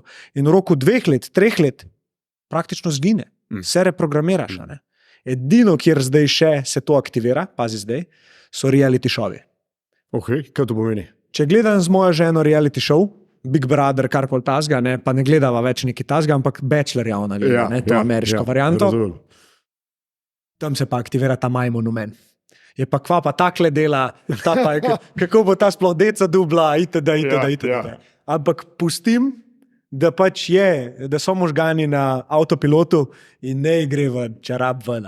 Ampak zdaj mi je tudi tako humorno, sem tako lega majmun, kva se je aktiviral. Ja. Ampak čutim, da je to en delček mene samo, ki pač rab malo pozornosti, mogoče vsake tok cajta še in mu pustim. Medtem ko bližnjih ali pa tudi, ne vem, folka, ki ga poznam, redko, če sploh bom kaj negativnega rekel. Pač. Mislim, mi je to všeč, zato ker moj svet pa je lepši. V osnovi je to, kar počnejo za reality šovi, v tej fazi zelo smiselno, zato ker čekira samega sebe. Ja. Pol je to dobro. Na nek način je to ogledalo tega. Tako. Veš, to, kar vidiš v nekem reality šovu in kar te blazno moti, je podobno. Prideš k nekomu stanovanje in vidiš blazno neurejenost. Ampak kdo bo to zaznal? Zaznal bo tisti, ki pa pretirava v svojem stanovanju, tako da pretirano ureja zadeve. Ja. Veš, in ti si v osnovi v teh 2 ekstremih. In tako kot si prej sam rekel, če znaš najti, veš, to zlato sredino, Pa se nikoli se tudi vrhovodec ne more čisto ravno hoditi, veš, po tisti špagi, ki jo ima tam nespelano, ampak veš čas išče ta balans, zdaj, če bi se on stavil, bi dejansko padel. In ni fora v tem, da je balans ravno črta v življenju, to ne funkcionira. In čustvena zrelost je razlika med tem, koliko so velike te oscilacije v te ravne črte, ne, ali so te, rečemo tako, obvladljive, ali so pa neobvladljive in dejansko zapadaš v kaos. In če tvoje življenje kaos pomeni, da imaš najverjetneje še veliko priložnosti pri nekem čustvenem dozorevanju v življenju. Brez čustev pa ne gre nič, ne? Veš, danes se v poslu pogovarjamo, ja? V poslu ne more biti čustev. Mislim, ti nobene, jaz kozarca ne morem premakniti, če v sebi nimam nekega čustvenega potencijala. Vse kaj so čustva? Čustva so izražena energija. Zdaj samo vprašanje, a jaz to energijo izražam nek agresivno, uničujoč način, ali ustvarjam v svojem življenju kaos, ali v svojem življenju stvari urejam. To je ta razlika. In se obenem, ko jih urejam, zavedam, da tako ne bo ostalo, da jih bom mogel celo življenje urejati. Kot praviš, ne? Marko Aurelij tudi pravi, ne? Veš, vse se spreminja. A mi to sprejmemo ali ne? Seš, to vesolja ne zanima. Točno to. Veš, Ja. niti približno. Ja. Vse, ko ugotoviš, koliko si pomemben, najprej ugotoviš, da nisi sploh pomemben, pa ugotoviš, da si lih zaradi tega zelo pomemben. Ampak, a ni to najboljše spoznanje v življenju, da nisi pomemben? A ni to osvobojoče? Ker če imaš ti občutek, da si pomemben, bejmo pol začneš paziti, kaj govoriš, kaj počneš, kako si oblečen. Tako smo se premalo hecala, ne? Kdaj sva na zadnje avto čistila. Zdaj, če si zelo pomemben, ne moreš iti okoli z umazanim avtomobilom, kaj si bo pa drugi mislili. Ja, to se pa ne pričakuje od takih fantov. Ni šans, ne? Veš, da. To je tako, ne? Ko pride nekdo na obisk, pa se družina prej zmeni, kako se bo zdaj vedel. Ja. To je pa neki. Klej sem pa jaz, vedno bil, nisem mogel. Ja. Tega pa nisem mogel. Da me je nekdo hotel nekam ukalupati. Ja. Ne morem. Čestitke. Ja, hvala. Ja, evo, ampak a si kdaj videl, ko se družina pripravlja, ne vem, da naredijo nek selfie ali pa nek posnetek in je dejansko otrokom to že tako mučno, ker jih ta mat poseda, da bo to idealno. Vse v osnovi je mati vseeno, kako se otrok v tistem trenutku počuti. Bolj pomembno je, koliko bo dobila lajko, ko bo pokazala svojo popolno družino. A veš, v osnovi za 4 stenami, za tistimi vrati je pa, kaj ti narečem, ne? Kaos. Ja. Kaos, totalen, čustveni kaos. Sigurno, ja, sigurno. In ta social media, ne, pa prikazovanje teh idealov je zelo nevarno in ne samo nevarno za posameznika, nevarno tudi za družbo, ne? In za mlada dekleta, za mlade fante, ki se primerjajo z iluzijo. Ja. Iluzijo, niti ne z osebo, z iluzijo nekoga, ki si ga oni predstavljajo točno najbolj popolno verzijo sebe. In ti se primerjaš z idealom, ki ne obstaja. Torej, s čim se ti primerjaš, a ne? Z nečemer, česar sploh ni. Kako boš ti kdaj lahko to ujel? Ampak zakaj bi mogel? Točno to. Ja. A ne? Točno to. Ampak, evo, to te bom vprašal, me zanima, kako ti to vidiš. Torej, primerjava, ne, ljudi. Kot si zdaj rekel, zakaj bi se mogel primerjati, ne? Zakaj se mladi pol toliko primerjajo? Iščejo nekako te, ne, kriptomilionarje, pa avte, pa 200 žensk, pa ne vem kva vse. Zakaj je to tako privlačno? Če ti izhajaš iz ljubeče družine, iz nekega ljubečega odnosa, kaj ti pa še manjka v življenju? Sva spet pri ljubezni pa družini. Če ne izhajaš iz ljubečega odnosa, ti pa manjka zelo veliko. Kako boš to zapolnil? Zapolnil boš preko tega, da enostavno skušaš na kakršenkoli način okrepiti svoj občutek pomembnosti. Zato, ker ti daje občutek pomembnosti, občutek, da boš preživel. Občutek preživetja. Ampak če si ti sposoben izvedeti pri tem čustveni zrelosti, ne, in daleč od tega, da bi se imel čustveno dovolj zrelega človeka, da bi mi bilo vse jasno na tem planetu, še zdaleč ne, ampak to je nekaj najboljžega. Nekaj najboljžega. Ja. Ampak se veselim tega dela, kako gledam recimo neko svoje življenje, kako lahko neke osnovne potrebe, svoje življenjske, da se neham spraševati, kaj si želim, ampak dejansko kaj potrebujem. In tule se nanašava na te potrebe, uresničujem na manj zahteven način. Veš, kaj mi daje občutek varnosti? In na koncu vidiš, so vse te potrebe povezane. Veš, kaj mi daje nek občutek, da se mi v tem življenju, ne, nekaj dogaja, da mi ni dolg čas, veš, da nekaj lahko ustvarjam. A imam sploh priložnost, da nekaj ustvarjam. Zdaj si predstavljaj se v neki organizaciji, tam ti dajo neke zelo administrativne naloge, in te omeji recimo pri tvojem ustvarjalnem potencialu. Zdaj, ne bom rekel, da ne obstajajo ljudje, ki jim seveda tudi pašejo, da papirje predlagajo. Res pa je, da sem videl zelo malo zadovoljnih ljudi. Zdaj, se sam, če greš, ampak to je mogoče malo moja neka osebna izkušnja. Če grem recimo na finančno upravo ali pa grem na pošto, jaz že noter prihajam z nekim čudnim občutkom. Zato, ker v teh institucijah še nikoli nisem srečal človeka, ki bi žareval neko življenjsko zadovoljstvo. Zame je to, kot da pridem v močilnico. Stopim na pošto in imam občutek, jaz komaj čakam, da pridem tam ven. Absolutno. In zakaj vedno bolj presegamo na samopostrežne blagajne? Zakaj vedno bolj presegamo na paketomate? Zato, ker nas enostavno stik z ljudmi, ki je mogoče zgubil nek ta življenjski potencial, življenjsko željo, nas enostavno vleče dol. Wow. Pa kaj bomo zdaj naredili? Koliko vodij v podjetjih se sprašuje, a so ljudje, ki delajo v tem podjetju, na poti uresničitve nekega svojega potenciala, a so zgolj sredstvo za uresničitev njegovega potenciala. Pazi, prihajam iz diskontne trgovine, ko bi lahko rekel, gledaj, tule so zaposleni samo zato, da služijo agendi. Ja. In mi je to bilo težko. In se mogo kolebati med tem, veš, ko odgovoren vodja mora sprejemati odgovorne odločitve.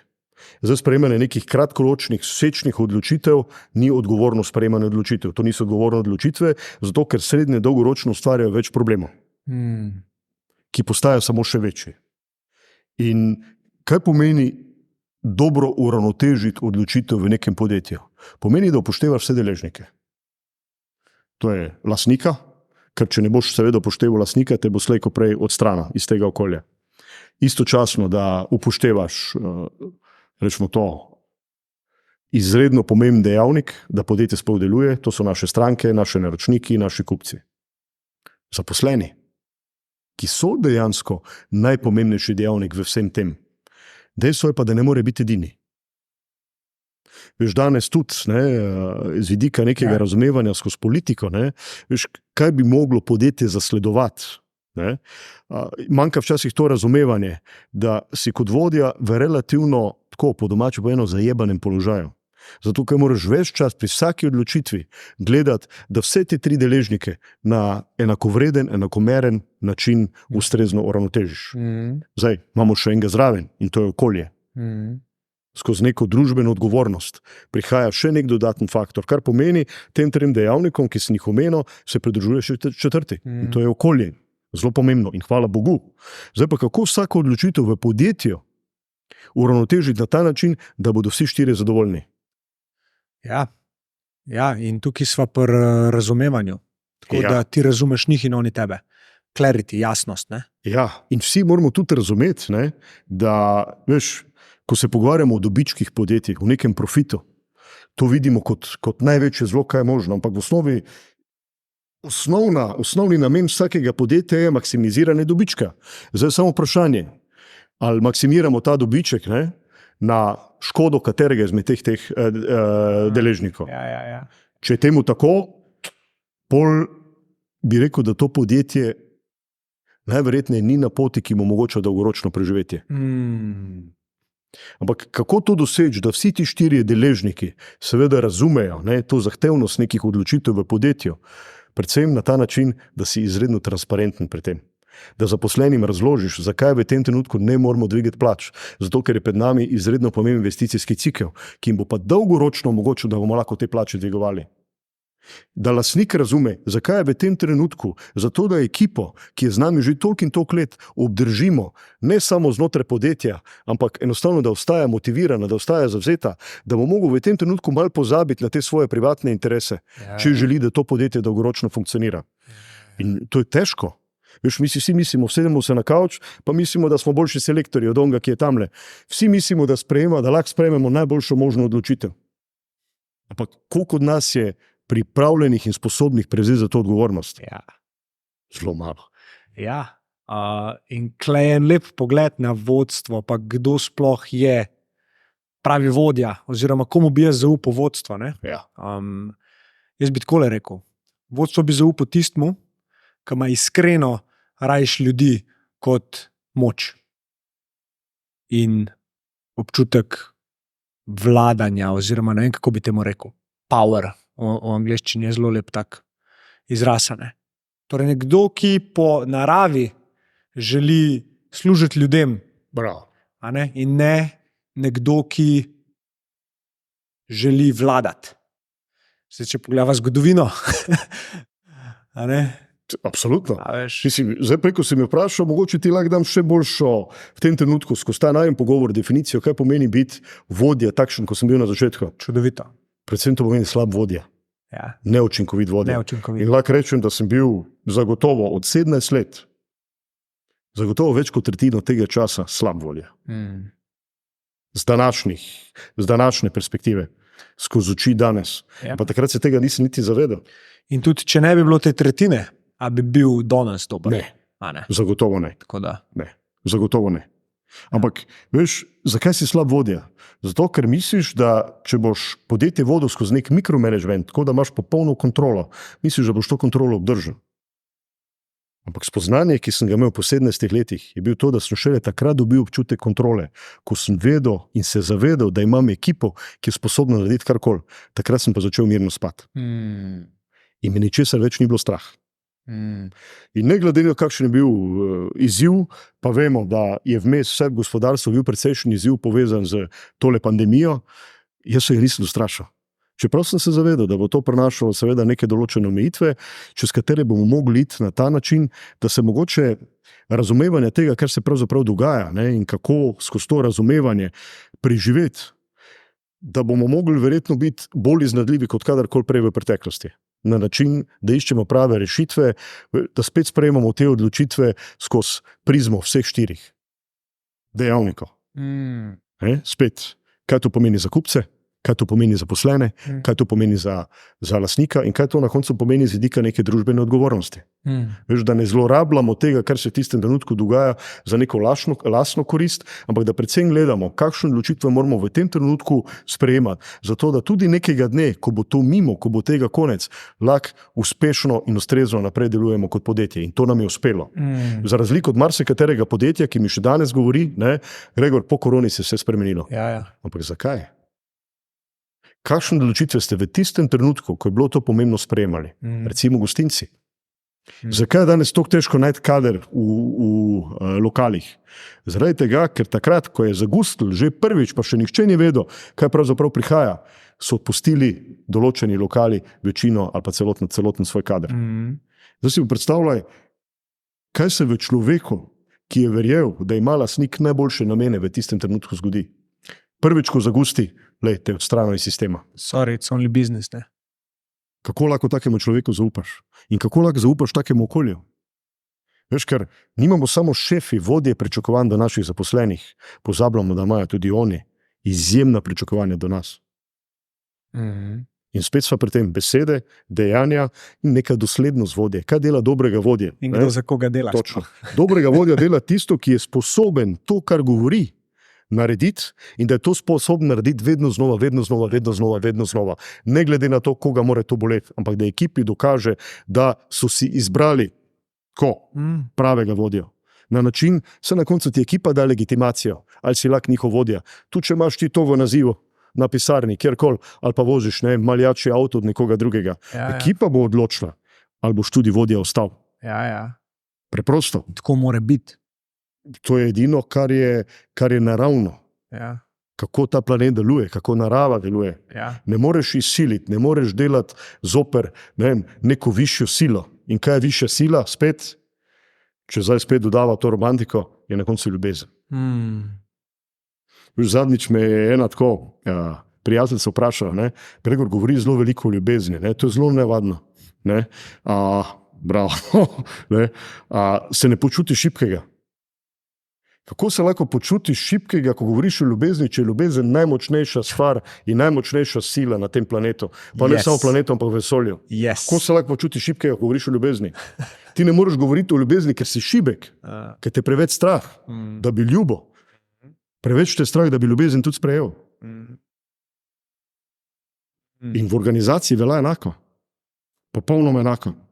Veš, kako lahko, če gledaš na ta svet in na ljudi, ki so del tega sveta, skozi neko prizmo ljubezni, kako lahko štartaš neko vojno, kako lahko štartaš neko sovraštvo. Sovraštvo in ljubezen ne gresta skupaj. In ljudje, ki niso sposobni ljubiti, žal sovražijo. Z enim mojim prijateljem, ki je zelo veren od majhnega, se pravi hod v cerkev in to, sem imel zelo zanimiv pogovor, ker me je zanimalo, kako on vidi to, kar verjame. Ker tudi jaz v nekaj verjamem, nekaj več, ne? Jaz temu rečem vesolje. In na koncu ugotovila, da v bistvu verjameva v isto stvar. In to sva razumela skozi pogovor nebesa pa peku. Ne? On je meni rekel nekako v nekem svojem načinu, s temi bolj cerkvenimi mogoče izrazi, ampak sem probal videti često, tako v bistvu me je zanimalo odzadje. In je rekel, če so tvoje dejanja konstantno narejena iz ljubezni in če bi bila dejanja vseh narejena iz ljubezni, bi živelo na nebesih, na zemlji. Če so dejanja narejena iz ega, torej iz hočem, živimo v peklu. In sem jaz rekel, pa stari Piko, jaz v isto stvar verjamem, sam drugače pač gledam. Zame je ljubezen sveta, zame je ljubezen tisto, kar je največ. In so bilo tako, ok, v redu. Kje je klepol, je bil zdaj disconnect, da smo mi domislili, da čist drugi stvari govoriva, v bistvu govoriva o isti stvari.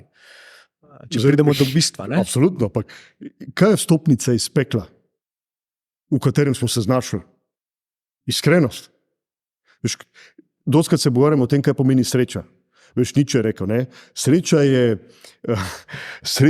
je nadgradnja trpljenja. Sreča je nadgradnja trpljenja. Ja. To pomeni, kdaj dejansko v življenju začutiš srečo. Začutiš je, ko si v življenju šel skozi dovolj bolečine. Štek. Lahko šele začutiš srečo.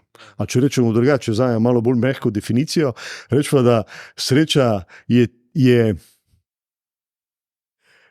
ko pripravljeno sreča priložnost. Ja. Zdaj pa kaj pomeni pripravljenost? Pripravljenost pomeni trdo delo v življenju. Tako učiti se, iti čez bolečino. Bolečina je, ne poznam bolj učinkovitega učitelja kot je bolečina, če smo mu pripravljeni prisluhniti. Stoiki pravijo, da je bolečina edina oziroma najbolj resnična stvar na svetu. Ja. Edina stvar, ki nam ne laže, je bolečina. Ja. Absolutno. In eto, a ni lepo, da imaš toliko iskrenega sopotnika v življenju? Pusti zdaj trpljenje, ne? Veš, kaj je trpljenje na koncu, če nadgradiš bolečino, z odporom do te bolečine. Ne sprejemanjem. Tako.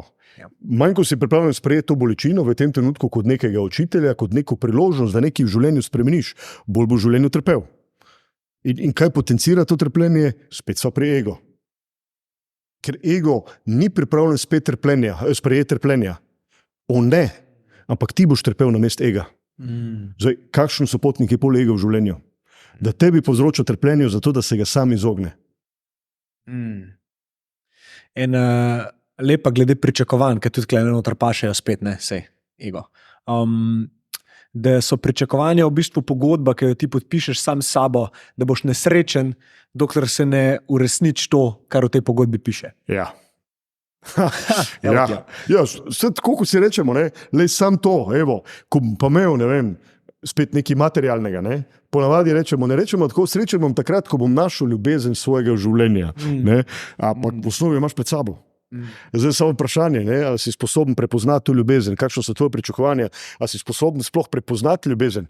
Ti bistveno lažje prepoznaš dober avto na cesti ali pa dober hišo, ker imaš neko, lažjo skalo, neko lestvico za prepoznavanje, kar je vredno, kaj ne, kot da bi to prepoznal v človeku, ki si s tabo deli posteljo. In če gledava tako, kaj je najbolj pomembno v življenju? Po mojem 3 stvari. Zdaj, če tako zelo enostavno, malo bolj simpatično to izraziva. S kom deliš poslo? S kom deliš pisarno? oziroma delovno okolje in s kom deli svoj prosti čas. A drži? Lepo. Eto. Lepo.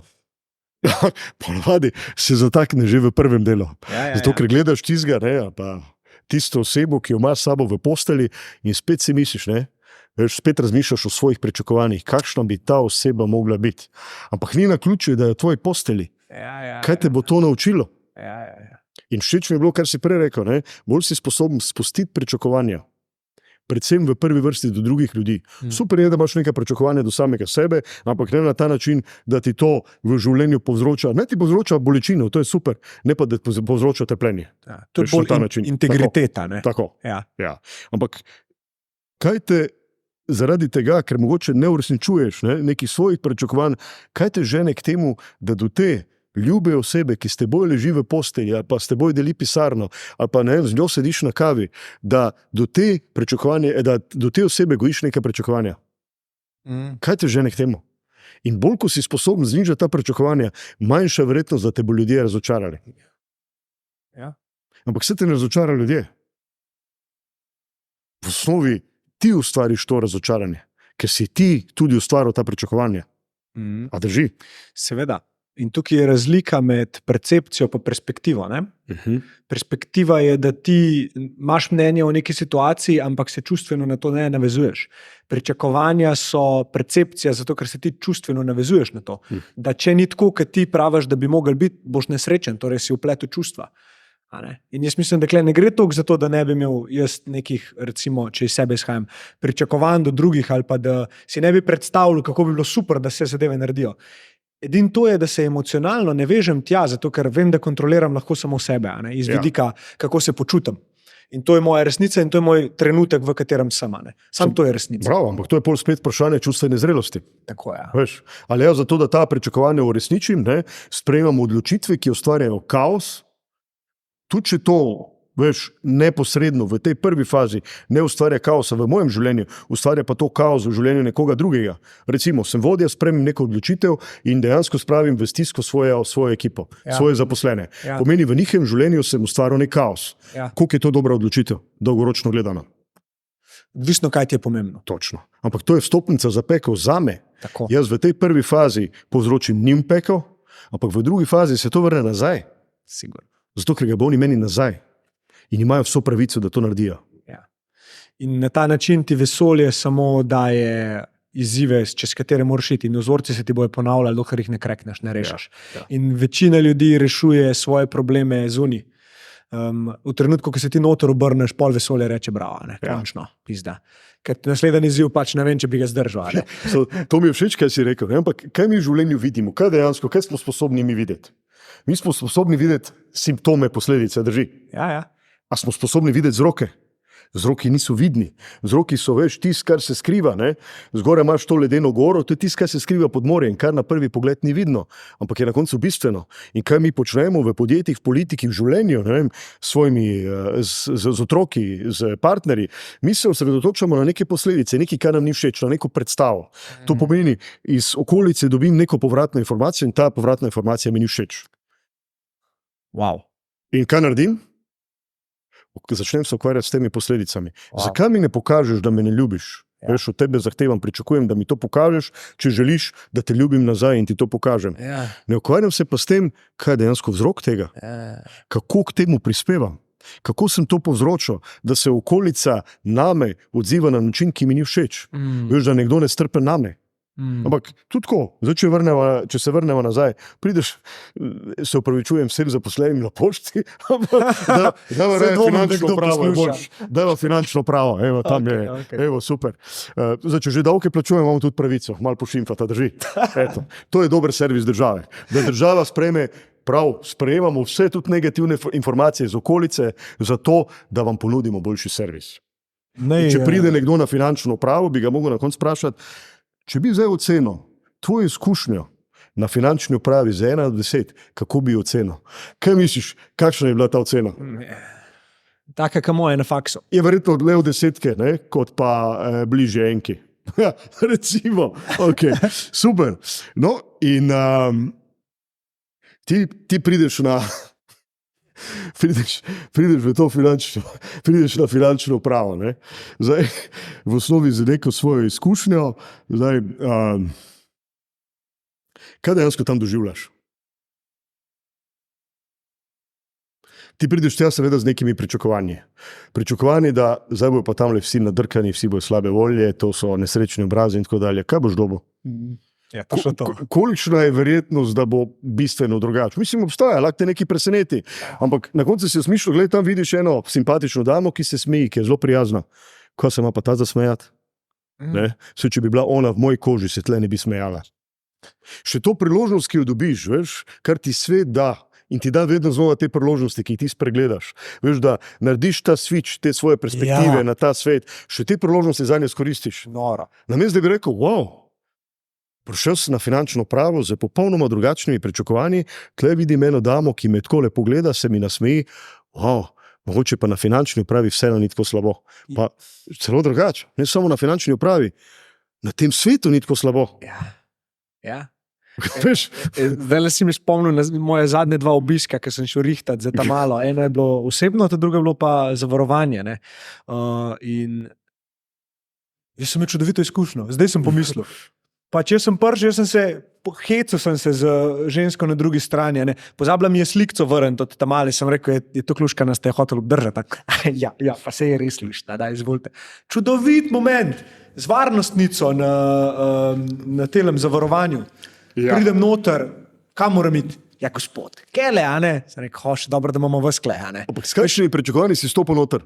Niti niso bila pričakovanja, bolj je bilo jaz kot energija, kugla energije, ki je not prišla. Tega že sem začutil in to večkrat začutim, da ne glede na to, kakšen tam je, preden jaz not stopim, ko bom jaz noter stopil, neki bo zasijal.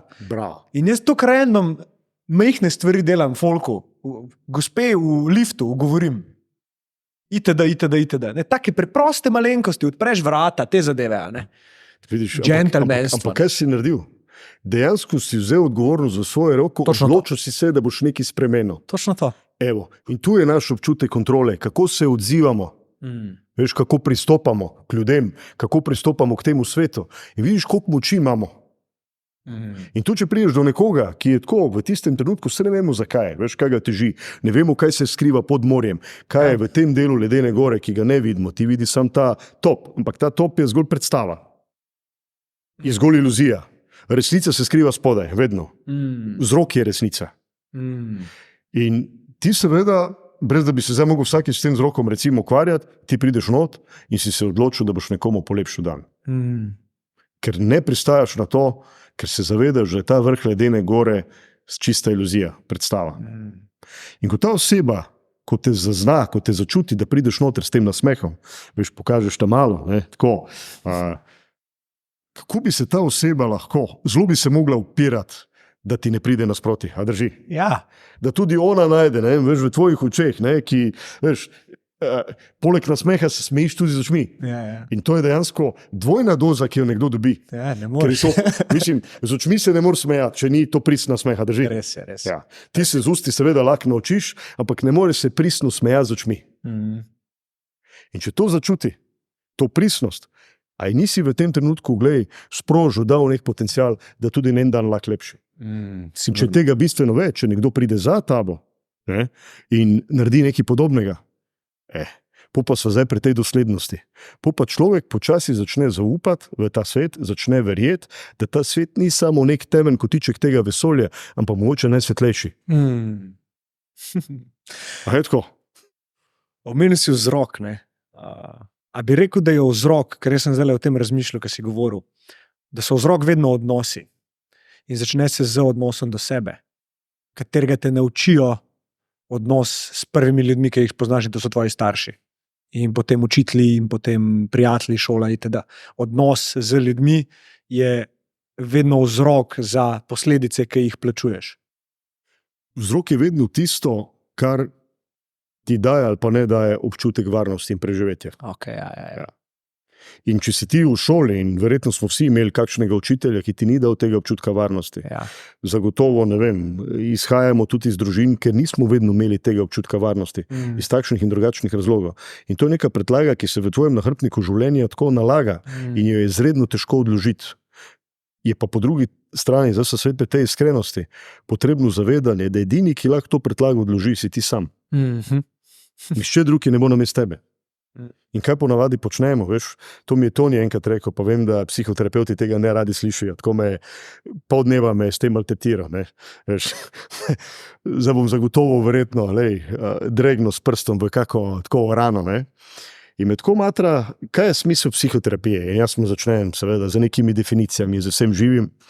In na koncu rekel, smisel psihoterapije je ugotovitev, da je ne rabiš. Da ne rabiš nikogar drugega za to, da najdeš to resnico v sebi. Zato, ker je resnica nekaj najmanj kompleksnega, kaj obstaja. In zakaj pol to kompliciramo naše življenje? Zato, ker se oddaljujemo od resnice. Ker so stvari čez to resnico. Točno, ker jo zakrivamo, pokrivamo. Ja. Ne želimo se z njo ukvarjati. Ja. Ampak zakaj se ne želimo ukvarjati z resnico? Mogoče zato, ker nas nihče ni naučil. Ampak to ne sme biti izgovor. Zato, ker je ne živeti pristno, iskreno, je zelo slaba življenjska strategija. In če se že pogovarjamo o smislu življenja, ki ga iščemo prepogosto v nekih materialnih stvareh, ki ga prepogosto iščemo v nekih željah in pričakovanjih, smisel življenja, po mojem, je edino odkrivanje resnice. A bi rekel, da se je tvoj smisel življenja potem, ko si šel stran z Lidla svojo pot podjetniško, prvič v življenju, ne? Zdaj nekako definiral v to, da vodje učiš biti vodja. Na svoj način, na podlagi svoje izkušnje, na podlagi svoje resnice, v katero verjameš. Veš, na začetku sem me vprašal, malo o moji karieri, kako sem začel. Jaz sem stopil v Lidl in verjetno to bilo tisto, ker sem videl ta potencial. Veš, kot nek vitez v bleščečem oklepu in sem mislil, jaz bom tole trnjavo spravil, jaz bom flipal, jaz bom tole rešil. Jaz bom spremenil cel korporativni svet. V osnovi z enakim vzorcem, ko sem stopil v državno upravo, jaz bom tole državno upravo uredil, jaz bom tole flipal. Potem bo svet drugačen. Spet ta romantika, idealizem, optimizem. In pridem v korporacijo in tako, veš, videl sem, da nekaj lahko naredim na svojem vrtičku. Ampak to mi ni bilo dovolj. Zato, ker je ta vrtiček bil še vedno del enega večjega vrta. In zato sem porabil bistveno preveč energije, živeti v tej iluziji, da jaz tam kot nek vitez z tistim kopjem, lahko dejansko osvojim to trnjavo. Je bila tudi največja laž, ki sem si govoril sam o sebi.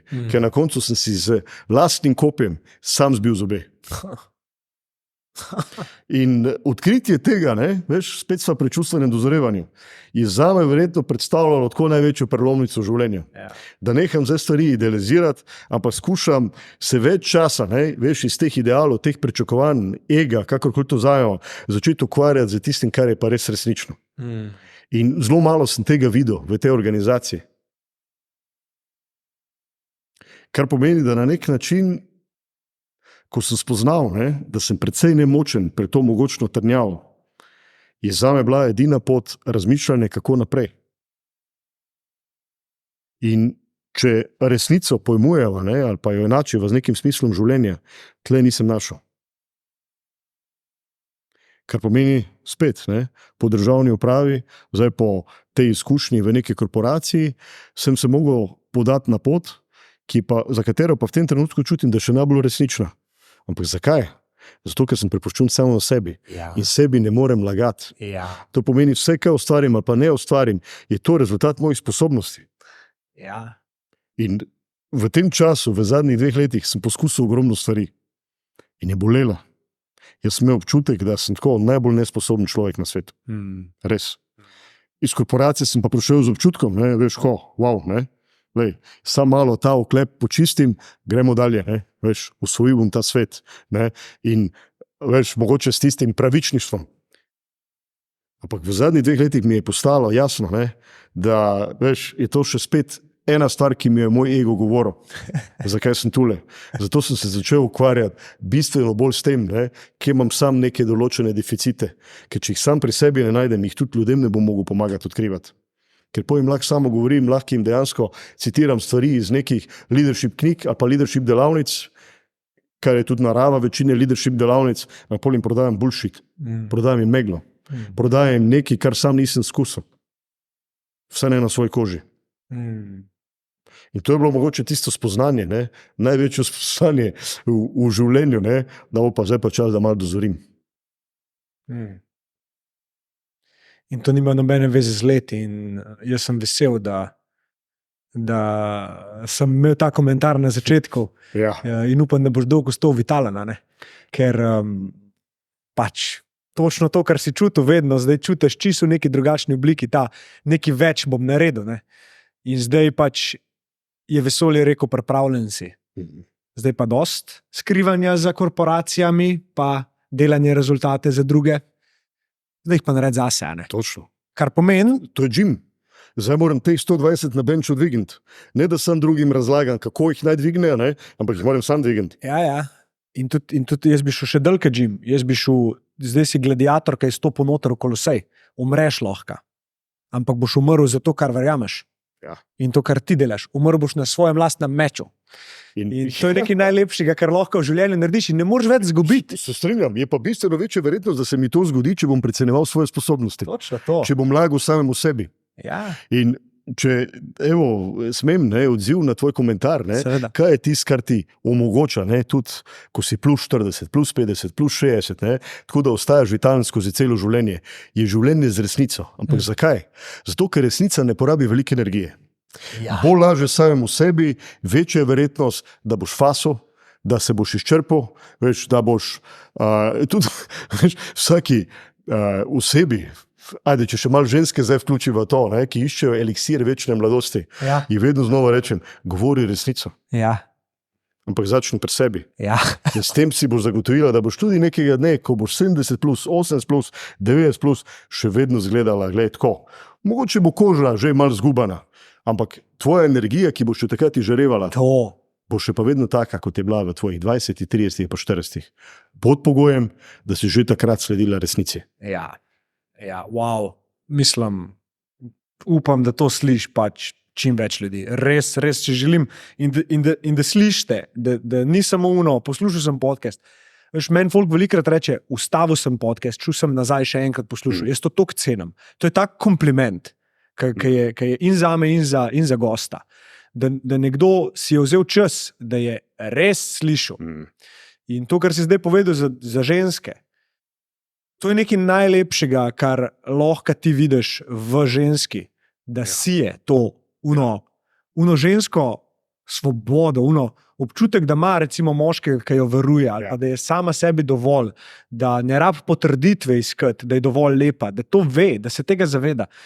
Stari, to je, ne vem, se mi zdi, da je to ena tako lepo sporočilo, ki si ga zdaj le pustil za vse, ženske, ki se bojo s tem podcastom spopadaile, ker je bil zahteven za poslušalce in tudi zame. Ti tega ne vidiš, ker si govoriš o svojih izkušnjah in to, ampak jaz sem zelo vesel, da sem vsak delček res slišal in razumel in sem bil pripravljen na tole iz vidika, vem, da bo heavy, ampak zrel sem za to in lahko to že slišim in lahko tudi sodelujem v tem pogovoru. Ne samo, da sem tiha miška, pa wow delam. Ne. Se mi zdi, da si bistveno dlje, kot sem jaz bil v tvojih letih, tako da čestitke. Absolutno. Hvala. In sem vesel za te. Hvala. In če mogoče, to na koncu speljeva, da se vrnemo nazaj na ljubezen. Deva. Znati ljubiti ali pa naučiti se ljubiti pomeni sprejeti tisto, kar ljubezen je v svoji najbolj pristni obliki, to, kar je naravno. To pomeni, da ženska moškega sprejme in mu da to priložnost in možnost, da jo varuje. Ja. Če mu da to priložnost in možnost, da jo varuje, da ga pri tem ne diskontira, da ga ne spravlja v nek položaj nemoči, da sama sebi priložnost. Da bo dobila ljubezen, ki jo ženska rabi, zato da moškemu pomaga. Ker kaj pa rabimo moški? Rabimo, tu pri ljubezni smo tako včasih malo nerodni, zato ker se ljubezni tiče tako. Učili so nas, mogoče neke trdote, fantje, mogoče ni najbolj da jočemo, kva bo zdaj, moraš biti močen. In ne vem, če si znamo to moč na pravilen način predstavljati. Če pa spoznamo v življenju, da to moč najdemo v ljubezni, pol bomo tudi sprejeli od ženske neko priložnost, ki jo dobimo skozi to, da nam pomaga, da smo prizemljeni. Ampak to lahko ženska stori sam to na ta način, če ima občutek, da je lahko moški ponudi tisti občutek varnosti. Kar pomeni, zakaj bi se mogla sama v življenju, biti bitke z vsem živim, sama s sabo, se podajati, skozi neke težke zgodbe, zato da bi dokazala svetu, da zna varovati sama sebe. Ja. Tega ne rabi, zato lahko ima moškega. Ampak moškemu mora pomagati, da ta svoj potencial tudi izrazi. Ker če ima na drugi strani moški žensko, ki mu tega ne dopusti, enostavno ne bo mogel biti moški. In ženska nikoli ne bo mogla biti ženska, če moškemu ne bo dopustila, da je moški. In to je danes problem v tej družbi. Ne? Veš, ko že starši danes, tudi punce ali pa mame sploh vzgajajo v tej smeri, zato ker mogoče same niso uspele nekega kvalitetnega odnosa s svojim partnerjem spostaviti. Ja. Veš, tudi če tega ne izreče, pa to pokaže, moškemu ne more zaupati. Ja. In na ta način, veš, že ugrajuje neka prepričanja, da moški niso zaupanja vredni. Po drugi strani pa moški, ki rabimo to žensko v življenju. Ne? Veš, če si se kdaj ukvarjal s tem, ne? Kar tudi David Ida razlaga, ne? Veš, o nekem poslanstvu moškega. Moški rabimo, moški, veš, tu smo na nek način smo večni otroci. Veš, ko smo majhni, se igramo, ne, pa zavtki, ko smo malo starejši, se igramo na drug način, ali je to podjetje, ali je to nekaj popolnoma drugega.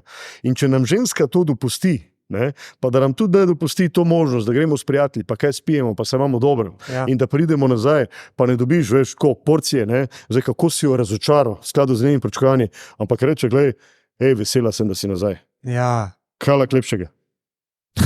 Res. In potem tudi moški ne bo več bežal iz tega odnosa, ampak bo v tem odnosu videl neko priložnost, ki mu pa daje več tisto pomiritev, ki jo moški rabimo v življenju, zaradi neke svoje narave, ki je mogoče malo bolj dinamična, včasih tudi malo agresivna, ampak če imamo na drugi strani pravo partnerko, bomo znali, veš, to energijo, ki jo včasih izžarevamo, ne, ali pa izražamo na relativno neučinkovit način, bistveno boljše unovčiti. In na koncu bo naša partnerka imela zelo veliko tega, zato ker bomo s tem še ukrepili ta občutek varnosti, ta vez, to povezovanje bo se vzpostavilo na bistveno višji ravni. In kaj na koncu? Ideja vsega tega, da na ta svet spravimo otroke, ki bojo to idejo znali na bistveno boljši način potem učiti svoje otroke naprej, ko so to mogoče naši starši pri nas.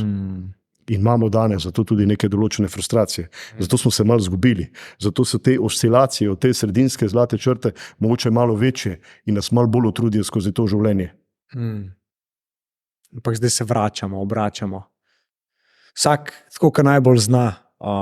In ja, Gregor Kosi, ne vem, najlepša hvala, res. Z veseljem. Za tole. Bi te pa nekaj vprašal, ko vprašam čisto vsakega gosta. Če bi jutro umrl, kaj bi bilo danes tvoje sporočilo svetu? V prvi vrsti absolutno najbolj iskren in resen pogovor sam s sabo, vedno znova, vedno znova. Veš, se umakni takrat, ko se je potrebno biti v tišini, ker veš, ego ne funkcionira v tišini. Ne funkcionira v samoti. Takrat mora utihniti, zato ker je preglasen in ga ne želimo več poslušati. In prepoznamo, veš, njegovo pravo naravo, njegovo skušnjavo. In to je tudi priložnost, ne? Koliko si danes privoščimo, da se umaknemo od vseh impulzov, od telefonov, od televizije, od ne vem, vsega hrupa, ki nas obkroža. Kolikokrat se umaknemo v neko samoto k samemu sebi. Zdaj, največje spoznanja o samem sebi in tudi o tem, kaj dejansko dajem svetu in v kakšni obliki to dobivam nazaj, sem dejansko prepoznal v samoti. Ker tam si nisem mogel več lagati samemu sebi. A lahko lažeš samemu sebi, ko si sam? Ne moreš. In kolikokrat se sedeš v avto, takoj prežgeš radio, karkoli. Zato, ker, veš, tišine ne preneseš. Tišine ne preneseš, zato, ker se moraš v tej tišini začeti pogovarjati sam s sabo. In če želim biti s čem dober v tem življenju, je to, da sem se sposoben boljš pogovarjati sam s sabo. In na tem delam. Ker s tem spoznanji, ki jih dobivam preko pogovorov s samim sabo, dobivam tudi neka spoznanja, kaj z svojimi odločitvami in dejanji počnem svojim najbližjim in na koncu kaj počnem v svetu, ki me obkroža. In ne morem se pritoževati, če iz tega sveta ne dobivam nazaj tistega, kar si želim, pa še bolje rečeno, zdaj sva to vprašanje postavila na bistveno višjo raven, kar potrebujem, če tega nisem sposoben dati. Kako sem to sposoben dati, samo tako, da sem iskren do samega sebe. In odgovor na to vprašanje na koncu, včasih sem se bal smrti, ampak zato, ker nisem razumel življenja. Danes se ne ukvarjam s tem, ali odidem jutri, ali odidem pojutrišnjem.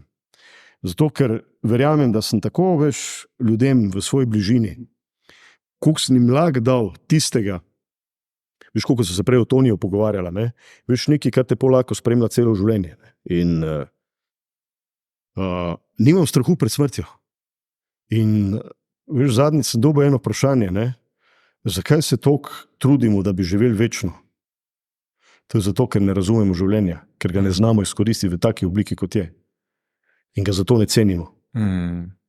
In če bi imeli možnost, da živimo večno, kaj bi šele si takrat počeli drug drugemu? Veš, in vse vojne, ki nastajajo, vsi konflikti, vso sovraštvo, če bi ti ljudje, ki to povzročajo, razumeli minljivost življenja, tega najverjetneje nikoli ne bi počeli. Ampak to počnejo ponavadi ljudje, ki se vidijo v neki superiorni vlogi in ki, veš, od sebe smrt odganjajo, zato ker je ne priznavajo. In šele tisti trenutek, ko sprejmeš minljivost, začneš, se mi zdi, sploh dobiti neko priložnost, da prepoznavaš, kaj je smisel življenja. In dokler minljivosti ne sprejmeš, smisla nikoli ne boš našel.